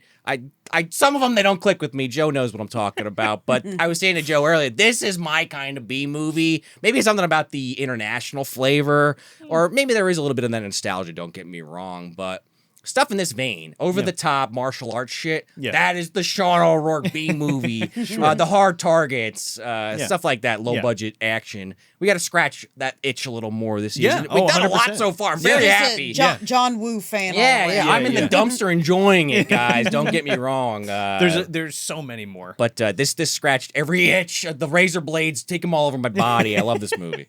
I mean, this has been one of my favorite films because, again, as he said, I love martial arts. I love over the top B movie martial arts. I love over the top B movie splatter. So the splatter martial arts, as you said, martial arts splatter movie, it just works for me. Boxer I being don't- checked, right? Yeah, and I really don't know if there's any other movie that can even compare. I don't to think this so. one. I don't think so. It's its own thing completely. Like the which way is- it comes together, right? Yeah, Exactly. Yeah. Like, I mean, the only thing that we can think of that I could think of is like maybe Boxer's Omen. but it's not the same thing. Yeah, and Boxer's Omen is definitely more like kind of trippy, spiritual Right. kind of thing. Not anything like this. No, and a lot of the HK flicks that have a lot of like gore and like crazy shit like that are supernatural leaning. Yes, Right, yes, right. way more than this. Like where- there's ghosts and monsters and shit. I mean, and this they don't really put special effect or practical effects like they have the practical effects, Yeah. but they don't have it like they do in this movie. no, Well, yeah, no. yeah, yeah. They were definitely inspired by like those like 80s Mm-hmm. like The Thing and everything like that. Like Yeah. they were definitely inspired to make something like that when they Yeah. were making Oh, this. 100%. Yeah. It's kind of Dead Alive meets A little bit, yeah. martial Pretty Yeah. much. arts. Yeah. Or like even like you said, like to complement what they were doing in the US with slasher movies. Yeah, And yeah. that kind of stuff. You know what I mean? Because it's right in the pocket. Yeah. Except this one is it's got that little like as you said international flavor to Yeah, it, which yeah. is like always fun. And it was kind of underground at the time, so Oh, yeah. Oh, there's yeah. that added thing of That's that. the word I was looking for before that I could not put my finger on. Oh yeah. You know, you didn't see this fucking movie unless somebody had it or and apparently on Netflix for a and second. yeah, for like a I when don't even they know, were a couple months, I guess. Still doing DVD rental. Yeah, right, yeah. yeah. And the DVDs never fucking worked when you got them. I remember getting Wild Zero and being so pissed that it It was didn't also Oh, work. and Yeah. Wild I Zero's so know. good too. I know. The last person that had, they were doing a tap dance on it with the fucking with the tap dance shoes. Yeah, right. I mean, this is on the shelf 100%. I mean, it's just so fucking good. There's not really much else I can say that Top shelf. for top me. shelf. Yeah. Oh, top shelf. Can I get the some of champagne that top up. shelf? You got the vegetable Top juice, shelf. carrot juice, right? Yeah. That's the vice board Oh, had. that's the fucking opium, dude. Kakarot Yeah. juice. The top shelf porn. Oh, the top shelf. The one with three Oh X's. God, I said Kakarot juice because I don't know juice in Japanese. Kakarot juice. Kakarot's carrot. I don't know the juice Kakaroto translation. juice. Juice. You want some of fucking Goku's juice, bro? The man doesn't even know what kissing is according to Dragon Ball Super, so no. But he had to have produced juice. Let's. I opened that At can. least 3 times. At least. Three, two. Gohan, man. Yeah, 2. What are you doing to me here? Yeah, Kill it, Jenna. 3. I always think Trunks and Goten are like, They're good well, friends. that could be a conspiracy theory, another conspiracy theory. I think maybe Vegeta it's and possible. Trunks are not related. I mean, it's possible. I'm gonna say based on the way they were written, they are 100% fucking related. But that's an interesting wrinkle we could always return to. I have heard that before, but I don't think there's any evidence. There's definitely some fan fictions of Goku boning Bulma. Oh, there's It's too gotta many. exist. Oh, I'm sure they have. Because like yeah. Anyways, Anyway, yeah. Anyway. we can have a whole conversation Yes, about that. we could. Dragon Ball hentai. We could do a whole thing on it. Oh, we could find Can we all not? the Dragon Can we Ball not? hentai. Yeah, please not. And I remember seeing one back in the day. Dragon Ball and very Sailor low Moon? budget. Yeah, Yeah. that's the one. Yep. People have too much fucking time on their hands. We're the depraved ones here, hey, apparently. it benefits us. You didn't draw it. You want to look it up. I just watched I'm it. saying people that sat calm there. down. I guess it's the same people doing More it than once. overfeed to some extent. I just people. Let me draw Goku sucking Vegeta's dick. Yeah, okay. I don't want to watch that one. I mean, That's Maybe what's Jenna out wants to there. see that That's one. what I'm saying. Maybe I have. Maybe I've drawn that. Jenna's got it on tape. the Vegeta cake. She got the OVA. Yeah, remember that? Yeah. Oh yeah, my birthday cake. Let me finish my thought. Oh my god. As much as the Dragon Ball porn is a lot of fun to talk about, I think it really holds up. As something that Jenna had said was like, you know, there's a lot of story. It's not just a means to like punch somebody's face off. You know what I mean? The reason that it holds up is because the story is actually good and you do feel for the characters. And Ricky has a great arc, I think, for why he's there, kind of like his purpose in life and what he's doing and why he's learning the Qigong and all that stuff.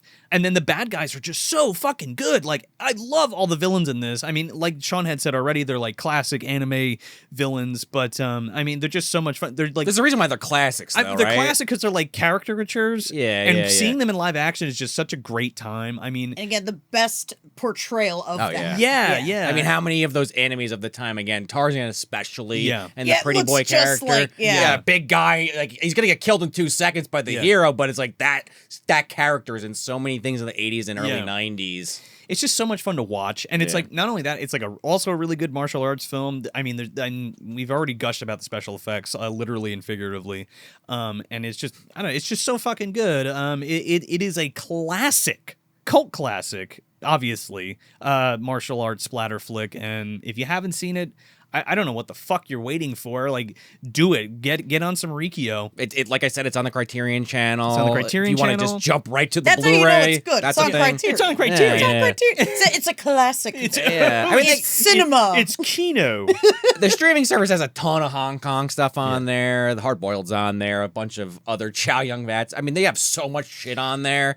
I don't know if the Dumpster Dwellers have checked it out. We've talked about Tubi many times over the year, but Criterion channel has some really interesting stuff. Just be warned, if you're going to grab the 88 Films Blu-ray, I'm not sure if it's region-free. Just double-check. I'm not sure if it is. I'm pretty sure it's region-locked, so if you don't have a region-free player and you buy the disc, it's not going to fucking play. Oh, God, so make yeah. sure. But yeah, if you do have That's a means... happened to me a couple times. If you have the means to watch it, I mean, the disc is fantastic, so I would definitely grab it for sure. I mean, 88 Films always does a great job. But yeah, Jen, it's always great having you as a guest. I'm looking forward to doing some of the Pinky Violence films that we were talking about, so maybe next time we can jump on one of those. But yeah, I'm super happy to have you for Riki-Oh, though. It was an actual pleasure. This is one of my favorite movies. And like, I don't know, like this movie, like almost kind of like I made this movie my whole personality, you know? So I'm just so glad I was able to talk about it. Well, we talked about it, like we said, on that Dragon Ball episode, and you seem like the perfect person to join in on the conversation, so I'm glad we were able to have that. And hey, I guess we were right.